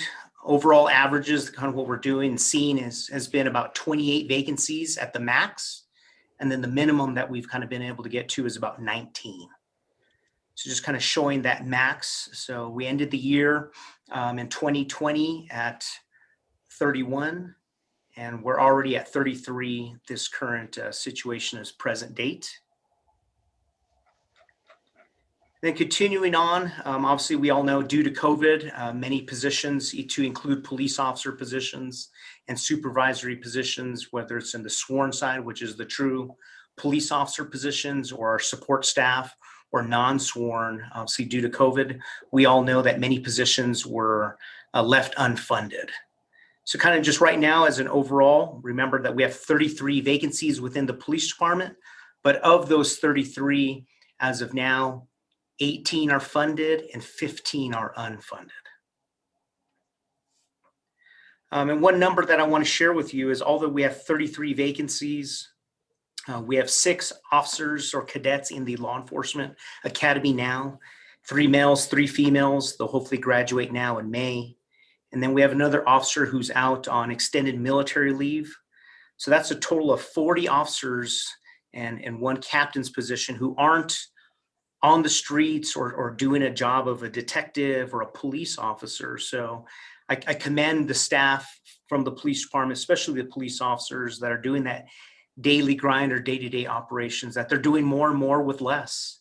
And I think we're seeing that. We would love to have this proactive unit focusing on this proactive unit focusing on this, but we're strapped and we're stretched pretty thin. And this gives just that overall snapshot, position by position, whether it's funded or not funded. All the way going down, we have some crime scene tech positions. Right now, we have a total of 3 positions. 1 is a civilian position. This next round of fiscal submissions, we are going to ask for 2 civilian crime scene tech positions. That way we can return the 2 police officers that are currently doing those jobs right now. So that would give us officers back on the streets. But I just kind of wanted to show you where we were, how we kind of ended the year, and then pretty much where we're at right now. One interesting fact that's not here is in 2020, we hired 21 police officers and 23 officers left the police department. And the reason they leave are for different varying factions all the way around. Many of them, obviously, we had 7 retirements in 2020. And then we had 15 resignations. And those resignations just range for personal reasons, getting out of the law enforcement altogether, or lateraling over to another police agency. So last year, we lost 1 to Los Alamos Police Department, 1 to State Police, 3 to Rio Rancho Police Department, and then 2 over to the Santa Fe County Sheriff's Office. And then this year so far, we've hired 1 lateral police officer, yet we've lost 3 officers. And of those 3 officers that left, 1 went to Bernalillo Police Department, 1 went to a local district attorney's office, and another 1 went off to the Santa Fe County Sheriff's Office. And with that, I'll stop sharing and stand for any questions. Thank you, Chief Padilla. Questions from the committee? Madam Chair. Yes, Councilor Rivera. Yeah, thank you. I couldn't find my hand fast enough. Chief Padilla, do we have any people in the academy now? And if so, when will they graduate? Madam Chair, Councilor Rivera, we have 6 cadets in the academy, 3 males and 3 females. The exact graduation date is not set, but it's set to be around close enough to mid-May. And is this the first academy since they've opened up, or have they had academy since the whole COVID response? Madam Chair, Councilor Rivera, that's a great question. Just to give you a snapshot, what happened last year, remember when COVID initially hit, we had those a group of cadets in the Law Enforcement Academy. They were able to continue on for about 2-3 weeks, and then that's when the big stop came. And they were actually, the Law Enforcement Academy stopped altogether, and they had to return here to the home agency. We had about the cadets that were in there. We had 3 cadets comes to mind in my head. And one of those officers is one of the ones that recently went off to Bernalillo PD. But going back, the academy was called to a stop or a timeout. They came back here to the law enforcement agency of the Santa Fe Police Department, and we were able to have them do police reports over the phone or continue on with their field trained officer program and help out here around the police departments. And then once towards the end of the fall, that's when they were allowed to return to the Law Enforcement Academy. And I commend them as well. Most cadets right now, when the academy is functioning 100%, and normally they check in on a Sunday afternoon, and then they're allowed to check out on a Friday afternoon, and they go back home, recharge, see their friends and family for about a day and a half. When these 3-4 cadets went into the academy during COVID, they had to stay there for approximately 6 to 8 weeks straight. They weren't allowed to leave on the weekends, anything like that. So they're away from their loved ones for that 6 to 8 week time period. And then of course, here at the police department, we had to pick up their overtime because it wasn't just like on the weekends, they were just sequestered there, but they actually continued on with the training on Saturdays and Sundays. So during those 6 to 8 weeks, it was 7 days a week during that entire period to go through. But to answer your original question, the Law Enforcement Academy did resume just this past January. It was great that they were able to go back in there, and we have those 6 cadets in there, 3 males, 3 females will graduate in May. And then now that the academy is back on, the next scheduled Law Enforcement Academy is scheduled to begin in July. So we're doing everything and anything right now to hire as many police cadets as we can. And our goal is always about 10 to 15 cadets to send to the next Law Enforcement Academy. So Deputy Chief Ben Valdez and his staff are pretty much testing every other week on Saturdays, during the weekdays, working around people's personal schedules to get them here to the police department and the Law Enforcement Academy to use their facilities, the running track primarily, to do that overall test, the entry exam. So our goal is still to send 10 to 15 cadets to the next academy in July, but we won't hire them till June. All right, and then are you able to speak on the the patrol officers, the safety patrol officers that you had, which I believe was 18 or 19-year-olds that would help out for a time and then potentially transfer over into the police department? Do we have enough data to talk about that yet, or? Madam Chair, Councilor Rivera, so the information that we have on the patrol safety aides, these were 6 positions that were in our previous fiscal budgets. And due to COVID, those 6 positions were not funded for this current fiscal year. So as we approach, obviously, our fiscal submission and budget submissions in the next couple weeks and months, we're going to request to have those 6 patrol safety aide positions fully funded. So that's a 3-year term position where an 18-year-old has to meet all of the police officer standards, the background, the physical agility tests, have a clean background, come on in. And in that position, they would be assigned to a patrol team, and they would gather that experience and handle some low calls for service, like a lost wallet. They'd handle motor vehicle crashes, do close patrols, that type of work, and would relieve the police officers from having to do some of that work, and they'd gather experience. So you could be as young as 18 years old, come on in and be in that term position for 3 years, and then you'd have to transition into the police cadet position. So in a separate scenarios, you could come into that position already at the age of 21, which is the state law requirement to go into the Law Enforcement Academy. At age 21, test for that position and say, hey, look, I want to test the waters, try that position out first, and then transition in. So just because it's a 3-year term position doesn't mean you have to stay in there. So if you're already at the age to become a police officer. You could go into that position, spend 6 months, 1 year, whatever's comfortable for you and your family, and then decide if you want to transition into the police officer position all the way around. So that's the only reason. Had I think COVID not struck, I think we'd have some young, motivated individuals in those positions testing the waters out and hoping, and we'd be urging them to transition into the police cadet position. Thank you, Chief. Thank you, Counselor. Counselor Cassett Sanchez. Thank you very much. Thank you, Chief, for being here. I have a question, a little bit different topic. I was curious about animal control. I noticed that we only have one vacancy there. During COVID, animal control had been reducing some of their responses to calls. And I know that it had to do with the concern about safety and trying to reduce contact. I am curious, now that we are in yellow, headed to green, hopefully next week, if animal control has been able to pick up back to responding to all of those calls that we had previously been getting. So loose animals running around on non-main streets, bark complaints. Madam Chair, Councilor Cassett Sanchez, it's been about a month now since we started resuming handling all those calls for service within animal services. Our animal service officers were down to about 3. And it was up until recently that we hired 3 new animal service officers. So they're almost done with their field training or on-the-job training, and they'll be released all on their own. So we still have one of the animal service officer positions that's unfunded. So out of all those positions, the 8 of them, we have 7 that are currently on duty with the police department. 3 of them are almost done with the on-the-job training, but it's been about a month since we did start resuming our response to those running at large calls for service. As you mentioned, an animal running on this roadway, that roadway, and then barking dog complaints as well. That was another one due to COVID and the minimum staffing that we had stopped responding to those calls for service.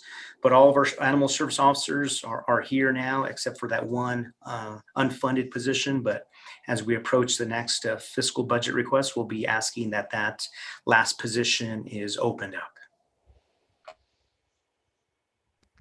Wonderful. Thank you so much, Chief. I'm really, really happy to hear that all those calls are being responded to. Once again, that was a very big concern for safety of our animals, as well as safety of our community members who might have encountered them. So thank you to you. Thank you to your team. I know that you guys are doing a lot with very little, and we really do appreciate it. Thank you. Other questions from the committee? Councilor Villarreal. Madam Chair, no questions. Just wanted to thank the Chief for the information. Can you send that to us? It was hard to see with the screen share. If you could just email it to us, it would be helpful. Thank you. Madam Chair, councilors, I will. Terrific. All right. Thank you, Chief, for being here. And we will move on now to Kira Ochoa, who's going to give us an update on, I'm going to read the caption from the agenda. Hold on. Community Health and Safety Department reorganization update. So welcome. Thank you for being here, and take it away. Thank you, Madam Chair, members of the committee. I will share my screen for a presentation on our reorg for community health and safety. We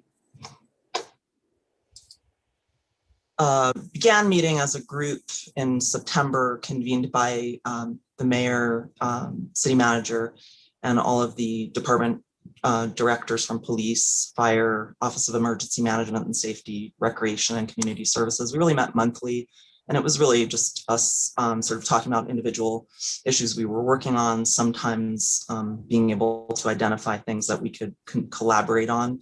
Formally, I think we began working together as a formal department really a lot in the last couple of months when I was named acting at the end of after Christmas. And so this really is, I guess you could say, a 2-month update on sort of the process that we've been undergoing in these last couple of months.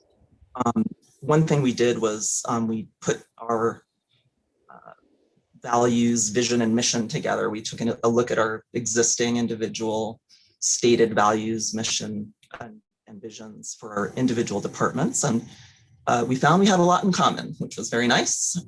We identified some values here, and these are all really working drafts, because when I say we, it's really the department directors and myself, and we haven't yet brought it down throughout the whole organization, which we really want and need to do. So it's kind of it's an initial, brainstorm of shared mission and vision and values. But what emerged very clearly was that we have a focus on equity and fairness, that we want to be people-centered, that we want to approach the way we serve the community with empathy and respect, that we value trust and integrity. We want to be trusted and trust each other, and have our community trust us.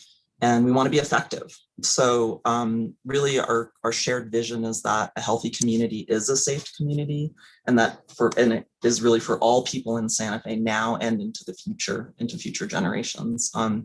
There's a lot of planning, that goes on, for example, in Office of Emergency Management, Fire, and they're really thinking about multiple generations to come. And we do the same in community services when we invest in, community programs for youth, for example. And of course, fire and police, although they are immediately responsive to emergencies, are also thinking about long-term planning, and recreation does the same. So our mission is really to respond to community health and safety needs by providing high quality, accessible programs and services to all constituents. Together, we protect life and property and create a high quality of life for all. We also have strategies around, we identified strategies, but I didn't want to burden the presentation with individual strategies, but a general way to say it is that we work collaboratively and are really focused on planning, prevention, engagement, and open communication and follow-up. So that's been a useful exercise to realize that we actually do fit together, and that it's not sort of one of these things is not like the other. It really made sense to us that we are working more closely together now. We have a number of assets. As I say, we really do share common values, vision, and mission. This is an incredible group of experts in their fields, both at the director level and also at the next levels, the division levels and the unit levels. So a lot of expertise in a range of very specific fields. We tend to have an interdisciplinary orientation anyway. We've already done a lot of shared projects together over the years in these departments. Certainly when we think about Office of Emergency Management and Safety, they automatically need to work cross departments and cross collaboratively. So they are interested in that. And it's not a hard sell to get across this idea that the mission or the vision of a healthy community is a safe community. That's not anything we need to explain to each other. We kind of understand that from our operations. And then we have seen that we have, in being together, enhanced administrative capacity. I'll talk a little more about that. Right now, with our current vacancy rates, actually it's a little more per Chief Padilla's presentation. We have or a little fewer, sorry, it's about 500 staff that are deeply committed to public service. I really can't, this is qualitative, but I can't express to you how incredibly impressed I am from all levels of this organization. Obviously, because of COVID, I haven't been able to meet everybody in person, but I've been on a number of meetings with the fire department staff, on Zoom meetings over at the police department for award ceremonies. And to a person that I've talked to at every level of the organization, people are really deeply committed to their public service and to the community service, and that is a huge asset. In fiscal year 21, we've had a budget of 81.1 million collectively, and that includes our CARES funding that we were given in multiple departments. This is a organizational chart of just the director level and what I would call division level or next level positions. Myself as acting community health and safety director, and then the police chief, the fire chief, the OEM and safety director, Kyle Mason, And then myself also as community services director, the green represents positions that are double filled right now. And then our recreation director, which is being currently double filled by our senior division director, who's acting as rec director. At first glance, I will say that could look daunting, right? That could look not less than ideal. But I think what we're learning from doing it this way, just by necessity, really, to be honest, is what functions are really, what can be combined, what functions can be combined, and who from other levels of the organization can rise up to the top of their where they're operating, to really help us get toward those visions and missions that we're trying to fulfill. So we're really, I'm together with the team looking at an ongoing assessment around which functions can be cross-trained.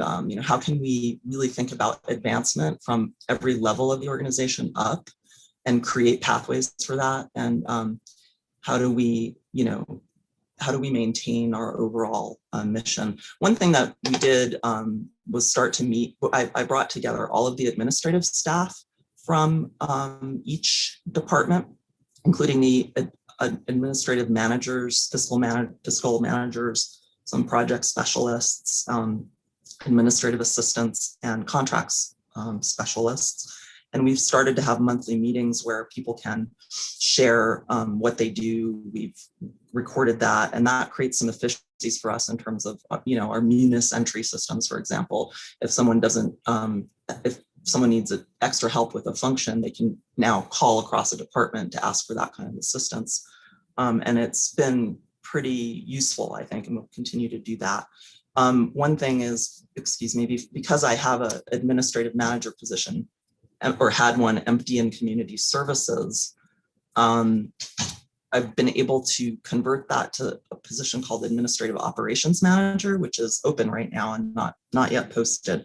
But that position will help unify administrative functions across all of the newly together departments. And so that's going to be a very useful function to help support each of the individual departments in administrative needs. We have some challenges. Certainly we have infrastructure and technology needs that, that phrase deferred maintenance that's gone on. We need to do some serious work in our recreation facility still. Technology, as Deputy Chief Valdez identified around the body cam systems are needing to be updated. And those are just a couple of examples, and you'll become aware of those in the near future. Everything from, our wonderful library systems that have where people enjoy so much in the libraries need to really be updated in terms of the facilities, for example, and that's really across the board. It's difficult to plan within the pandemic. Obviously, things are looking better for us as a state and as a county, but still we are impacted by COVID when people are out sick. It's hard to plan for that. We need to also be able to think about what our community response is. If we're going to sort of pivot to doing mass vaccination events and testing, what is that going to do to our day-to-day operations? And, how can we stay nimble when you can't really know exactly what the COVID landscape is going to bring? In terms of how much in-person service is going to be possible, when we get down to this next bullet on staff capacity with high vacancy rates especially in our direct services programs. Of course, as we're able to open into green, it's wonderful. We, as you know, been recently able to open Fort Marcy. We will be, if we go into green next week, able to open the ice arena, which is really exciting. We can't necessarily go back to current levels overnight because we did do a hiring freeze on some of the positions. And so we don't have those positions. And that's a challenge in our recreation department, our seniors and libraries divisions. And how are we going to fund all of that? The breakdown on staff capacity, overall, we have a 20% vacancy rate if you combine all of our new departments. Fire's at about 13.2, Office of Emergency Management 16.7, police actually slightly higher than this, 21.5, although we hope in a couple of weeks, a few weeks, it will be back down to around 21.5. Community services is at 20. I just want to point out our libraries are at 27% vacancy rate, and they are operating at top capacity because although they've closed, all of their services and the curbside requires a lot of staffing. And again, in recreation at 31% vacancy rate, very, very challenging, especially when we have COVID safe practices that we're all needing to do and maintain a certain level of cleaning that wasn't required before, et cetera, et cetera. In terms of, ratios of staff to public, those are higher now, and that's challenging. And so this is a little bit of a detail on that. And I won't go into great detail, but it goes into both the FTE counts and the position numbers, and it gives you some detail on how many we've got filled, vacant, et cetera, and our percentages. We are starting to identify together positions that are really key that we need to move quickly on should more funding become available. And we will be coming together again on this to have joint conversations, because I never wanted this to be, a sense of, oh, we can, there's not a lot of surplus in any one of these departments right now. So it's not really about sort of, oh, well, they have everything they need and we'll take from them to fill out the libraries that don't have everything they need. And so we need to work together to say, for our community health and safety, what are these key positions that the community can't do without? We need a fire marshal position funded. We have an acting fire marshal right now, but it's not a fully funded position. The patrol safety aides that Chief Padilla mentioned, that's a very important pathway to solving the problem of police understaffing in the long term, as well as investing in local young people who could become part of our police force. We are very keen to be able to offer all the recreation services that this community is so, crying out for with good reason. We want to be able to invest in all those positions in rec that will help us not only serve the community, but directly with our youth programs, for example, this summer, our swimming programs, but also with job creation for young people. Those summer jobs have been long time staple of a Santa Fe job to career pathway, and we want to keep that going. And I don't want to, again, special place in my heart for the librarians. They need more staff to do all the wonderful programming they're doing as well. And then in OEM, the risk and safety administrative specialist is really somebody who can help the team identify risks and hazards in the field internally within other city departments. And so we'd like to bolster that capacity as well. So it's a big wish list of many positions, and we need to come together as a next step to really prioritize those and see how we can get those funded. In terms of our priorities for the reorganization, I just have to move where you all are because I wasn't being able to read my own slides. Again, we need to prioritize and then hire those key positions. We have some funded positions that we need to get moving through the process, and the unfunded ones we need to identify as well. It's good, though, to be able to decide which ones are key, which ones need to be reclassed, which ones need to be more properly described, and which ones we really, really need, so that we're not just hiring willy-nilly. I mean, if somebody waved a magic wand and restored everybody's budget, we shouldn't necessarily just replace everything we had, because we're learning in this reorg, in this new configuration, what's really crucial. Establish mechanisms for ongoing input and feedback from all levels of the new department. That's really important. We want to coordinate with our leadership, you all, to adopt frameworks for measuring the impact of the reorg. And then we want to create metrics for success and quality improvement on shared projects and really move those shared projects forward. Mayor Weber has really charged us with identifying some priorities for fiscal year 21, which we're already working on, and fiscal year 22, and here they are. We obviously need to continue to coordinate on our COVID response and vaccinations. We want to do more with our alternative response in public safety. This is another way to solve, by the way, not only create right-sized approaches to crisis in the field for public safety officers, but also potentially reduce police call volumes as we identify those calls that don't need police out on them, but might need the case manager and the paramedic or EMS captain. So that also requires that crisis intervention training permeate through our organization's Chief Padilla has already been very proactive in getting all of his officers trained in a very high quality crisis intervention training. We're looking to bring that into fire as well and to re-up those trainings for police.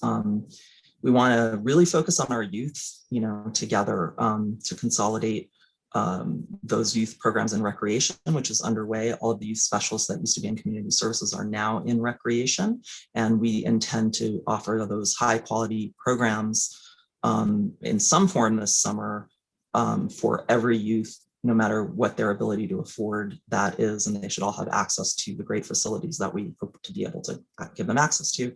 Finally, we want to keep our homeless response very tightly coordinated as we look at, identifying green zones where people might be allowed to camp, read the encampment policy, code blue during the cold weather, and then the mobile hygiene and street outreach project, which we hope to really show some movement on in the spring. And I can give anyone more details on where we are with all of these projects. We've made some significant headway with all of them, and we will continue to do so.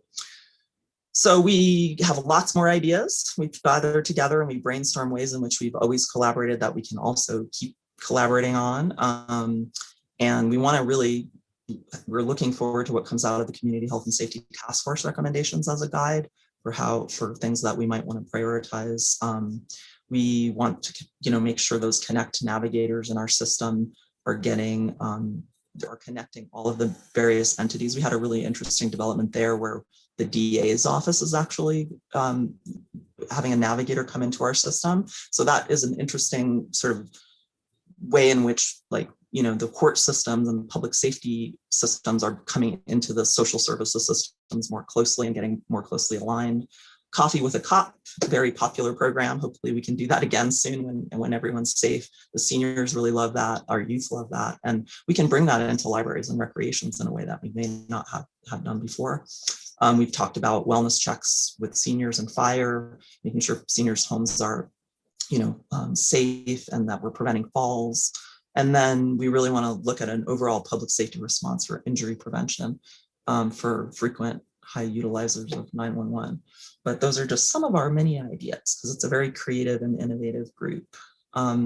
This is some of the things that people have been saying about the reorg. And obviously, if I come back to you in 3 months on this, I would love to be able to include many more voices of many levels of our organization. But I think it gives you a picture of how it's hitting us. And I won't read them all aloud. I'll kind of let you do that. But I love the administrative staff comment. We got together and did the math, and our admin staff have over 200 years of combined experience at the city. And they are really excited about being able to support each other more formally than they had in the past, where of course people would call each other that they knew and say, how do I do this new thing that I'm supposed to do? But now it's sort of rolled in a way that's really nice. My role, I just see as basically respecting and understanding the expertise within each operation. I've learned quite a lot about police and fire in the last couple months that I never ever knew, and it's pretty fascinating stuff. But mainly I see my role not as being an expert in those fields, but really just to lead the collaboration, to really help people keep an eye on our priorities and really advocate. I'm an advocate for increased capacity. So with that, I will stand for your questions.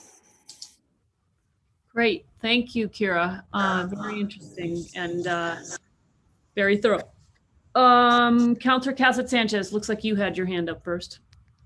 Thank you, Madam Chair, and thank you, Kira. I really I appreciate this presentation. I thought you did a really good job of illustrating some of the ways that this reorg actually is a reorg, which I appreciated hearing some of the ways that the different departments are being weaved together. I know that that's been a really big question for us, and you mentioned some of the metrics, so I look forward to hearing more about that as you move forward. I did just have a few questions, comments. One is that on the positions that are double filled, you mentioned that the GCCC complex manager is a double filled position right now. What person or position is the? That's correct. So Jerry Schilling, who's normally a recreation manager, is serving as a recreation manager and also on a temporary increase as the GCC complex manager. Okay. He's doing double. How long has that been happening? A long time, more than a year at least. I'd have to get back to you on the exact time frame. I think that's been quite a while now. Okay. Okay, thank you. I do appreciate that. I know that it's been a conversation with the council of this concern of so many positions being double filled. You know, you did mention that as you're looking at this, where are the overlaps? And so as we're looking at positions to be filled both in FY22 and FY23 as we continue to recover, that's something that I know many of us are very interested in, is setting our staff up for success. So not making sure that they're trying to do two jobs at once, but being able to really focus on one job really well. So, and that is one I'll just go out on a limb and say that is one that I don't think should be double filled. So good to know. Thank you. Yeah, that one shouldn't be double filled, but not everyone is that way. Like on that org chart, potentially, we'll see. But we're learning as we go. Thank you. I did have a question, but I think you can just send the chart about the vacancy rate at 20% across. And I was just curious how much of that is frozen positions and how much are just open unfilled positions. If you send the chart, I can do math. You don't have to, unless you have it. But, I think it was on there. Let me go back and see. But I will send the chart. Yeah, and I'll just share quickly. Sorry.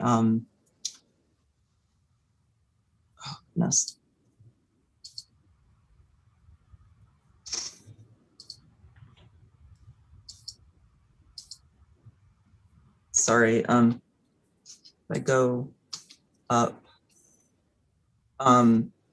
there's a category for vacant funded and vacant unfunded. And so a total of 46 vacant but funded positions. So we really got to move on identifying which of those are crucial and get them through our rather clogged up system, which we've already begun to do. And then we have 80 vacant unfunded positions, which given our fiscal picture right now, we're told we don't have to accept that those will never be filled right now in this coming year. So we can begin to identify, as I mentioned, these key positions that may be frozen, unfunded, and what we really need for success. And I can send this to everyone as well as you.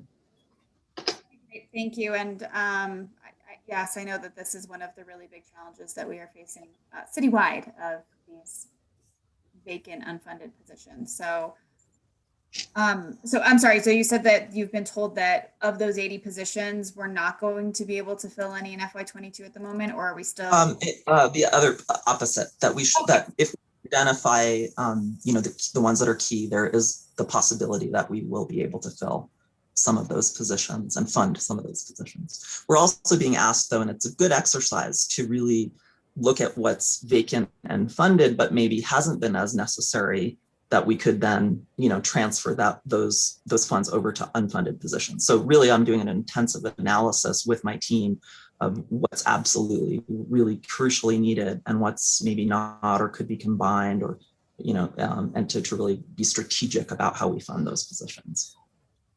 Well, thank you. I'm really happy to hear that you're doing that. So I look forward to hearing more about it as we jump into budget. Vaccine events. This has been something that I have spoken to multiple meetings in public, multiple meetings in private. One of my big concerns is making sure I understand that there are pieces that we don't control. But when those vaccines are here, I want to make sure that the city has done everything we can to get those into arms as soon as possible, especially with Johnson & Johnson coming online now. And I would love to hear an update on where we are with vaccine events right now. and where we need to go? Sure. Thank you, Madam Chair, Councilor Casas Sanchez. We are meeting weekly with Department of Health, county, OEM, city OEM, and our local providers. So much does depend on supply. As you've said, we're very hopeful that we'll have more supply. We're right now planning an event with the county that will focus on our senior services clients. So it's not an open public event yet, but it will, when we can do that together and with the support of aging and long-term services and the Department of Health, we will have sort of built our muscle to do a large scale vaccine event with potentially fire staff, providing vaccinations along with other partners. And so we do expect to be able to do a large scale event at the end of March, if everything goes the way it's supposed to go. And we will do that in 87507. It will not that was be my next question. That will not be, again, that's not open to the general population, but it will help, target that high risk senior population that has had a hard time, maybe even getting registered on the DOH site. So we'll assist our staff, will be assisting clients and senior services to register. And then, we'll do that event together, and then we'll hopefully be able to do more as more vaccine becomes available more widely. And more details will come on that. I probably shared more than I should, but I'm excited about it. So there we go, we're doing that. I'm very excited about that too. Very excited to hear that we're moving on it, and very excited to hear that 87507 is being targeted. I know some other cities have, called for volunteers for retired health professionals to either help with coordination, with organizing, or, administering vaccines. Is that something that we are currently looking at as well? Madam Chair, Councilor Casas Sanchez, we've received a number of inquiries from medical professionals who are retired. I direct them, and we tend to direct them to the Department of Health Retired Medical Volunteer Corps, because they have a procedure for ensuring that the safety standards are met. And so we don't really have a mechanism for how to do that with our locally. We do feel confident that we have capacity with our incredible fire, EMS, and EMT staff who have been trained in administering vaccinations to do that along with our county partners. And then do we have a mechanism to tap into that DOH pool if needed? Yes, in the sense that we have this close communication with DOH. We also, know that, and as you know, DOH is coordinating with National Guardsmen and women, and we are also would be, those resources would be available to us as well. Wonderful. I'm very excited to hear this. Very excited to get as many shots into arms as quickly as possible as we have them available. So thank you so much for your work there. Summer youth programs. I was also curious if there was an update there. You had mentioned wanting to make sure that there's availability for every youth. I'm assuming that you were speaking towards cost, but I'm curious about openings, considering the potential that we are going to have decreased numbers due to COVID. So I'd like to hear a little bit more about that.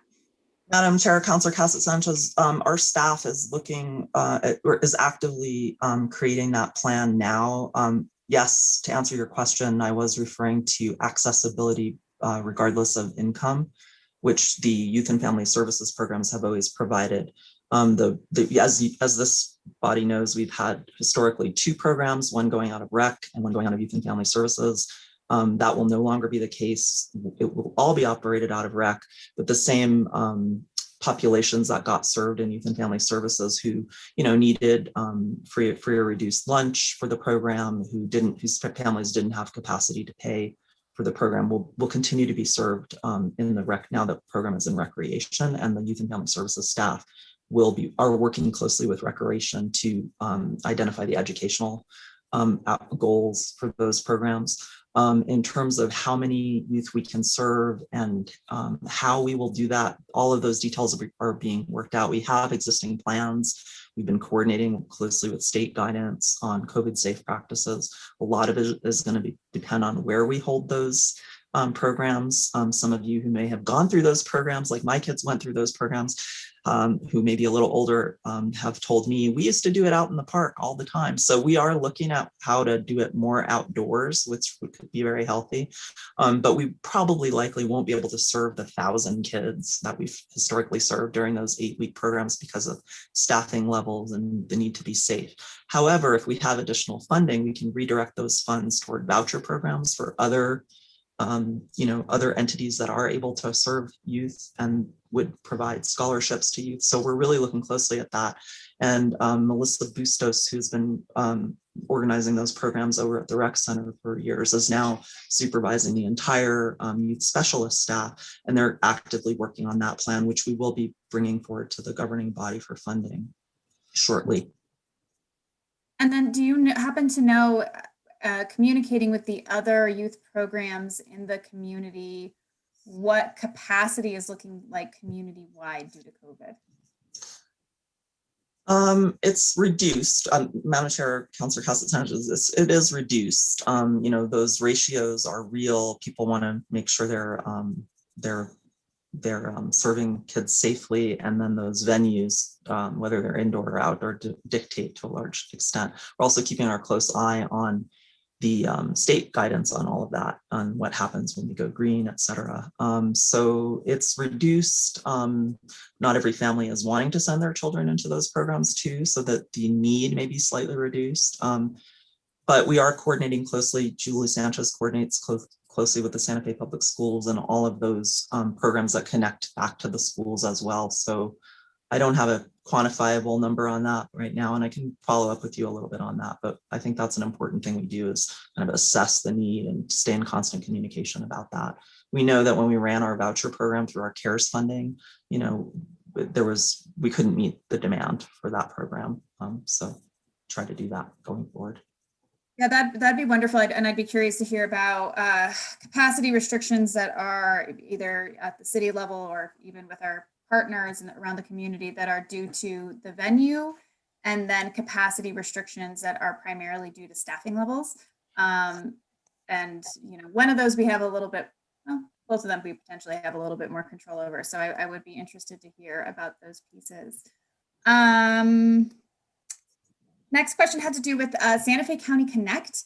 And are the Santa Fe Public Schools tied into Santa Fe County Connect? And I had a conversation with a principal at one of our schools, and I couldn't quite determine whether or not Connect was already within all of the schools. Sorry, my kiddo's coming in to say goodnight. If they were already within the schools, or if we are still working on building that infrastructure there so that we do have navigators that can be helping our school families. Madam Chair, Councilor Cassett-Sanchez, with respect on the Connect program is Santa Fe Connect, because it's the Santa Fe City and County Connect program. So we've just simplified the name by saying Santa Fe Connect, which is nice when the county and the city have the same name, and we can do that. The schools are part of the Connect, not every school, however. Right now, it's mostly programs within schools like Adelante that serves homeless families and youth, teen parent program.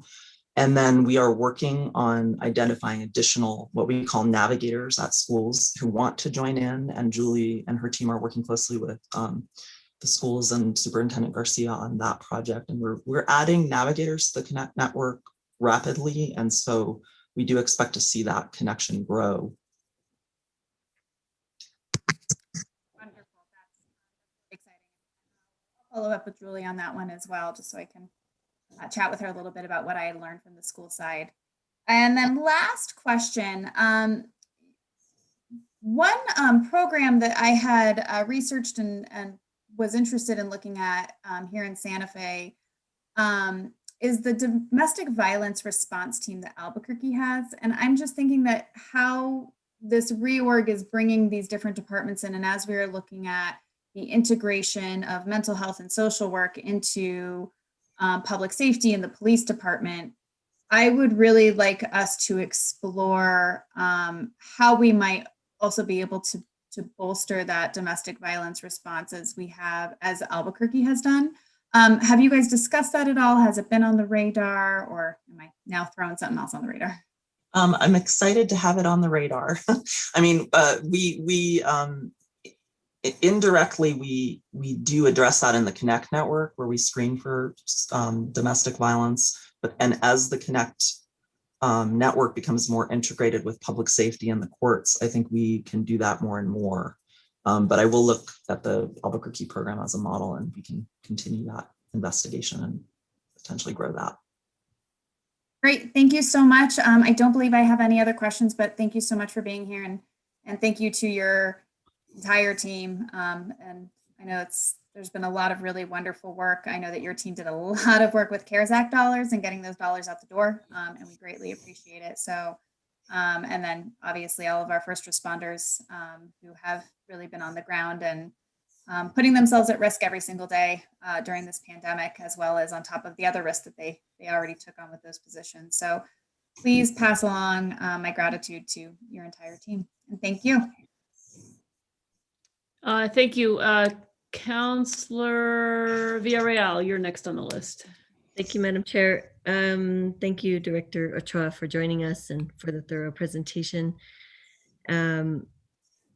Just from that conversation about positions being double filled, I'd like to see, and I'm sure you too would, none of those positions should be double filled, including yours. It's just unsustainable.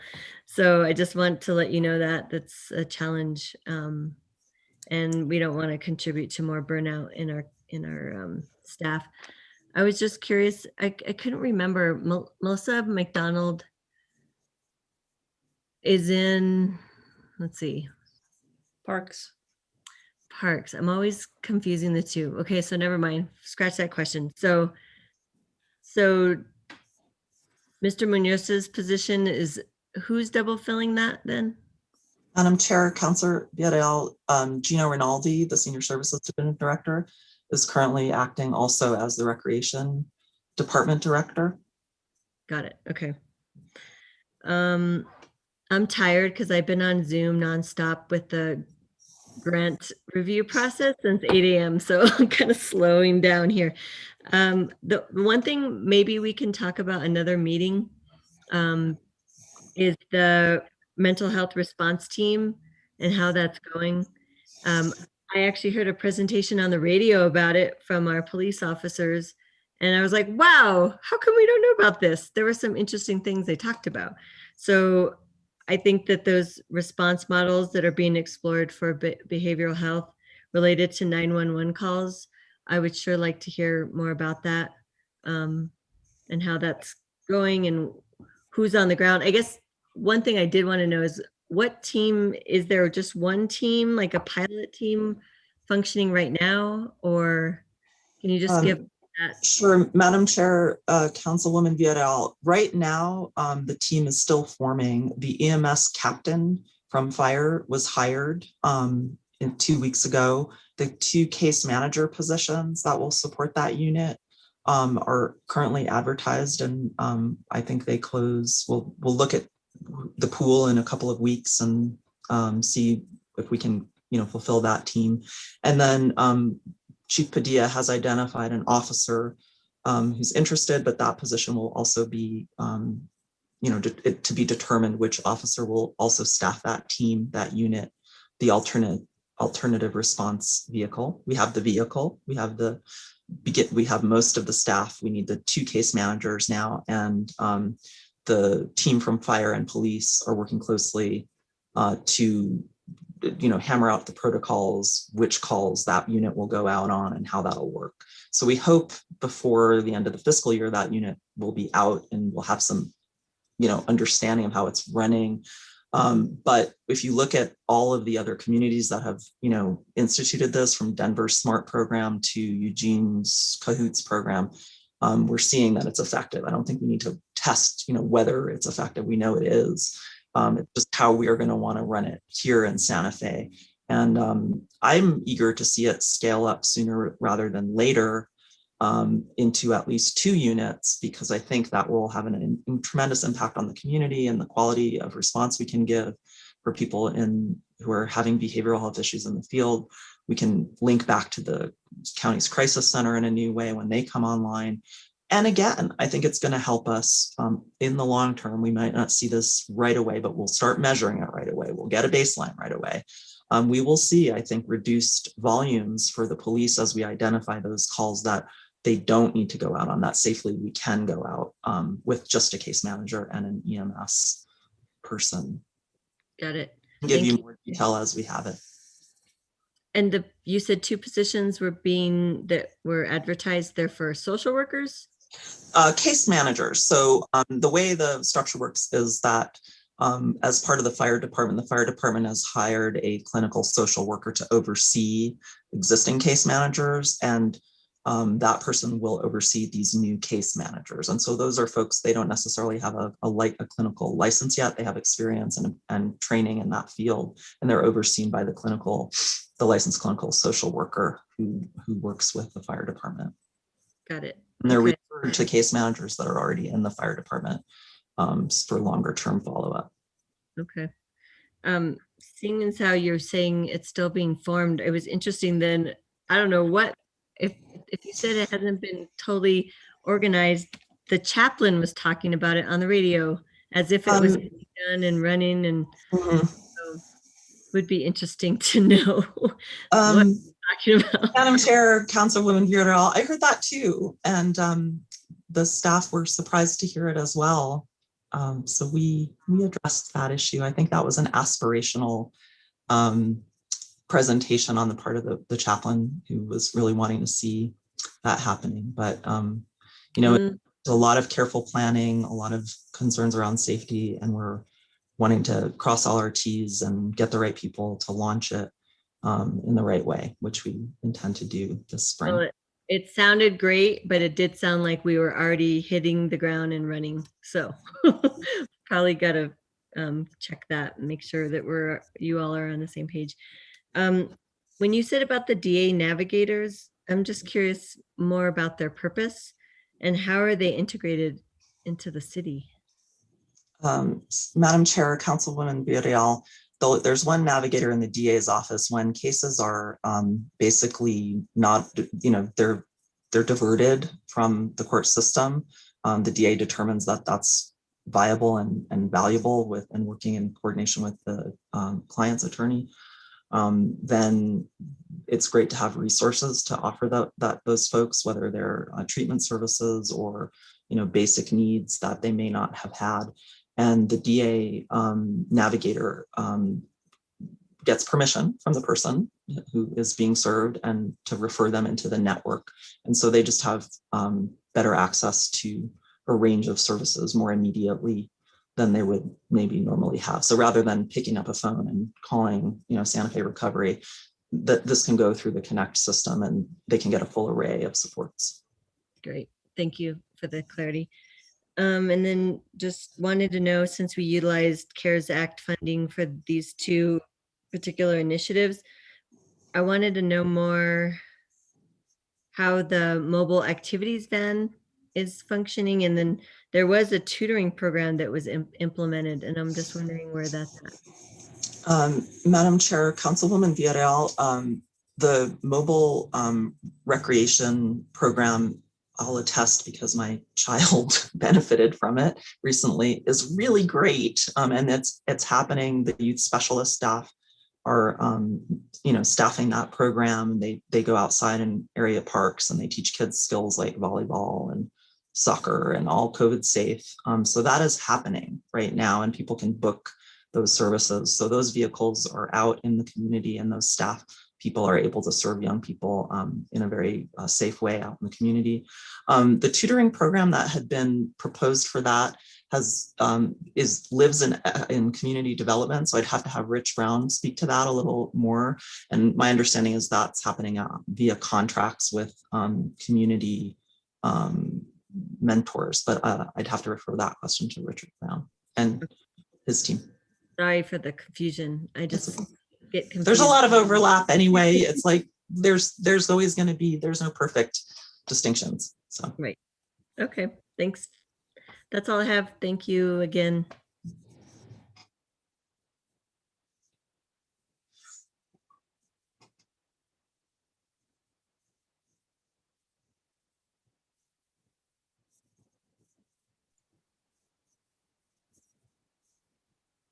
Do we have, Sorry, I guess I was on mute. Counselor Garcia. I was like, wait, what's happening? Am I frozen? Are you frozen? I'm just on mute. Counselor Garcia, you have the floor. Thank you, Madam Chair, and thank you, Director Ochoa, for the update. I really appreciate it. It's good to hear about what currently is the ongoings of the department. I do appreciate the updates, especially in regards to the I forgot what it was labeled. I mean, the update that Councilor Real went over with the police department. I mean, that was something that when it wasn't part of the presentation, my ears popped up and I was like, wait, this is something that should have been a shining spotlight of this reorg, and it's not on there. And thank you for the clarification. I really appreciate that. As I mentioned with the, I think it was the Economic Development and Community Engagement Department, I'm still having trouble deciphering and figuring out what accomplishments are due to the reorganization. Our team, a lot of the work you kind of went through that our team is accomplishing, I don't know if I could attribute that to the reorg. You went through a lot of cross collaboration, and that's fantastic, but I don't know if a complete organization overhaul is required of that. That could have been just encouraging and made a priority by the administration without doing a complete overhaul. So with that, I know you mentioned that you're looking at performance measures and putting at systems in place. So with that, I would recommend there are measurements that can be attributed to the reorganization, not solely to somebody doing a job that they would have been doing a year ago. It's critical that we want to demonstrate not only the successes, but I think it would also help to demonstrate the challenges. That way we can address the challenges and fix them and turn them into successes. I appreciate the staff voices that you gave. But my question, have you reached out across the spectrum? I noticed it was all upper management that provided comments. And so have we reached across the entire spectrum to get feedback from employees in regards to how the reorganization has impacted them, what their thoughts are, and not necessarily to get quotes from them, but I think in maybe a process where it could be a confidential process and we can get real qualitative feedback from our team members, because I think that's how we learn and we grow, where we learn where we're doing well, we learn where we're not, and we, as I mentioned earlier, we kind of adjust and pivot accordingly. So is there a plan in place to get kind of feedback in that sense from staff? Madam Chair, Councilor Garcia, is there a plan in place? I think we are looking at those measures with constituent services so that they're global for each, so that each new department doesn't come up with their own, right? And we do that. And so my communication with staff around this has been pretty informal. As I mentioned, it's 2 months in, it is COVID times, and I have met with the fire department staff, and basically my qualitative questions to them was, a beginning of sort of community engagement 101, which is essentially, what do you like about your job? What's hard about your job? What would you change if you could change anything about your job? And those were the 3 questions I asked that team, and it was a very informal conversation. I took a lot of notes. So that was from every level of the fire department. Haven't done that yet with each department, but intend to as I go forward, as time allows. This is an intense department with intense direct services, as you know, and we're in an intense pandemic. So I haven't had as much time to do that kind of work with them as I want to do, but I do intend to. And I want to provide also, obviously they're going to tell me something. They're not going to tell me the same thing that they might say in an anonymous survey. Even the higher level management staff might have things to say in an anonymous survey that we can't put up on the board because their new boss asked them to. So acknowledging that we need to do some deep dives into what it's really like and what's not working, what is working. And I'm very interested in that because I want people's job satisfaction ultimately to be increased by the rework.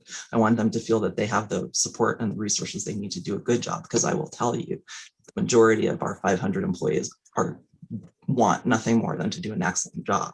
So we need to give them the support they need to do that and find out where they don't have that support, which I am finding out because we meet with all levels of, I do attend all levels of staff meetings with folks that aren't just my direct reports at this point, learning where those pain points are for people and what they need to do better.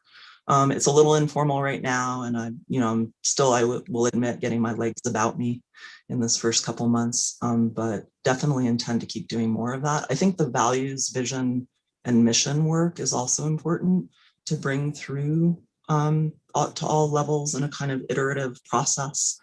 So hopefully we can do that along with surveys about job satisfaction, about efficiencies on the job. I do want to point out that Deborah Trujillo's quote was that of an administrative manager in rec. And that was the thing about the 200 years of experience. So I have asked that question of other folks, and those were the folks that were comfortable having me put their quotes on the slide. So I hope that answers your question. There's a lot of work to do to really measure the success of this. Some of it is very subjective and qualitative, but I hope to be able to capture some of that. And I would encourage, counselors to, I know counselors have relationships with many staff throughout the city, in our city family, and hear things. And I want to hear from everybody. And if you hear from people in this new department who have things to say that may not feel comfortable telling me directly, although I do have an open Zoom policy, an open door policy, please let me know. I'm interested in the good, the bad, and the ugly, because that's how we get to where we need to be. Great, and I appreciate that philosophy that in some sense acknowledging there is going to be turbulent waters at some point or another, and we've got to all work together to get through those turbulent times. And dealing with something as significant as a reorg, there will be turbulent waters and in situations that it's unexpected, and creating that buy-in and support from our team members is critical. That they know they can count on their supervisors or their department directors or whomever it may be, that they're going to respond to their needs. And that's why I had asked the question. I want to make sure it's critical we're reaching out to everybody that falls under the department, that their needs and concerns are at some point its shape form is going to be heard. I do, like I said, I appreciate the update. It's good to know where we are. I know we're in some senses an infantile stage of this process. And as more updates are provided, I'm sure I might have more questions, but I think I appreciate your foresight, your willingness to learn and grow into the position. And, I'll also throw out my offer of support if there's anything at least I can do to help you as you're transitioning this department. I'm happy to help in any way, because ultimately we're all in this together. This is, we're all cogs in a bigger part of a machine, and that is city government. And I think we all need to ensure we're working towards a productive government. With that, thank you, Mr. Chair. I really appreciate the update, and that's all I got, Madam Chair. Thank you. Thank you. Great. I know the hour's late, just two quick questions. So you mentioned in the public schools, the Santa Fe Connect navigators, and then there's also community and schools that kind of does similar things. Are you guys in different schools? How do you make sure you're not duplicating? Madam Chair, thank you for the question. Actually, we fund communities and schools, and we fund navigation in communities and schools. I neglected to mention that when I mentioned the navigators. Not every buddy who works for community schools is a Connect navigator yet, but we essentially we work to go with the grain of the kind of case management and support services that are already happening in the community. It's not that we say you have to do this new thing very differently, and communities and schools is an important partner in Connect. Yeah. Okay, good. All right, that makes sense. And then real quick, anything new on the mobile hygiene units and how those are being deployed? Are they deployed yet? Are we about to deploy them? Do we have them? Any quick? Madam Chair, we have one. The mobile hygiene it. We purchased one with the CARES Act funds. Right. And we have the RFP written, and we've finally worked with legal and purchasing to determine that we can actually rent or lease the vehicle to a contractor.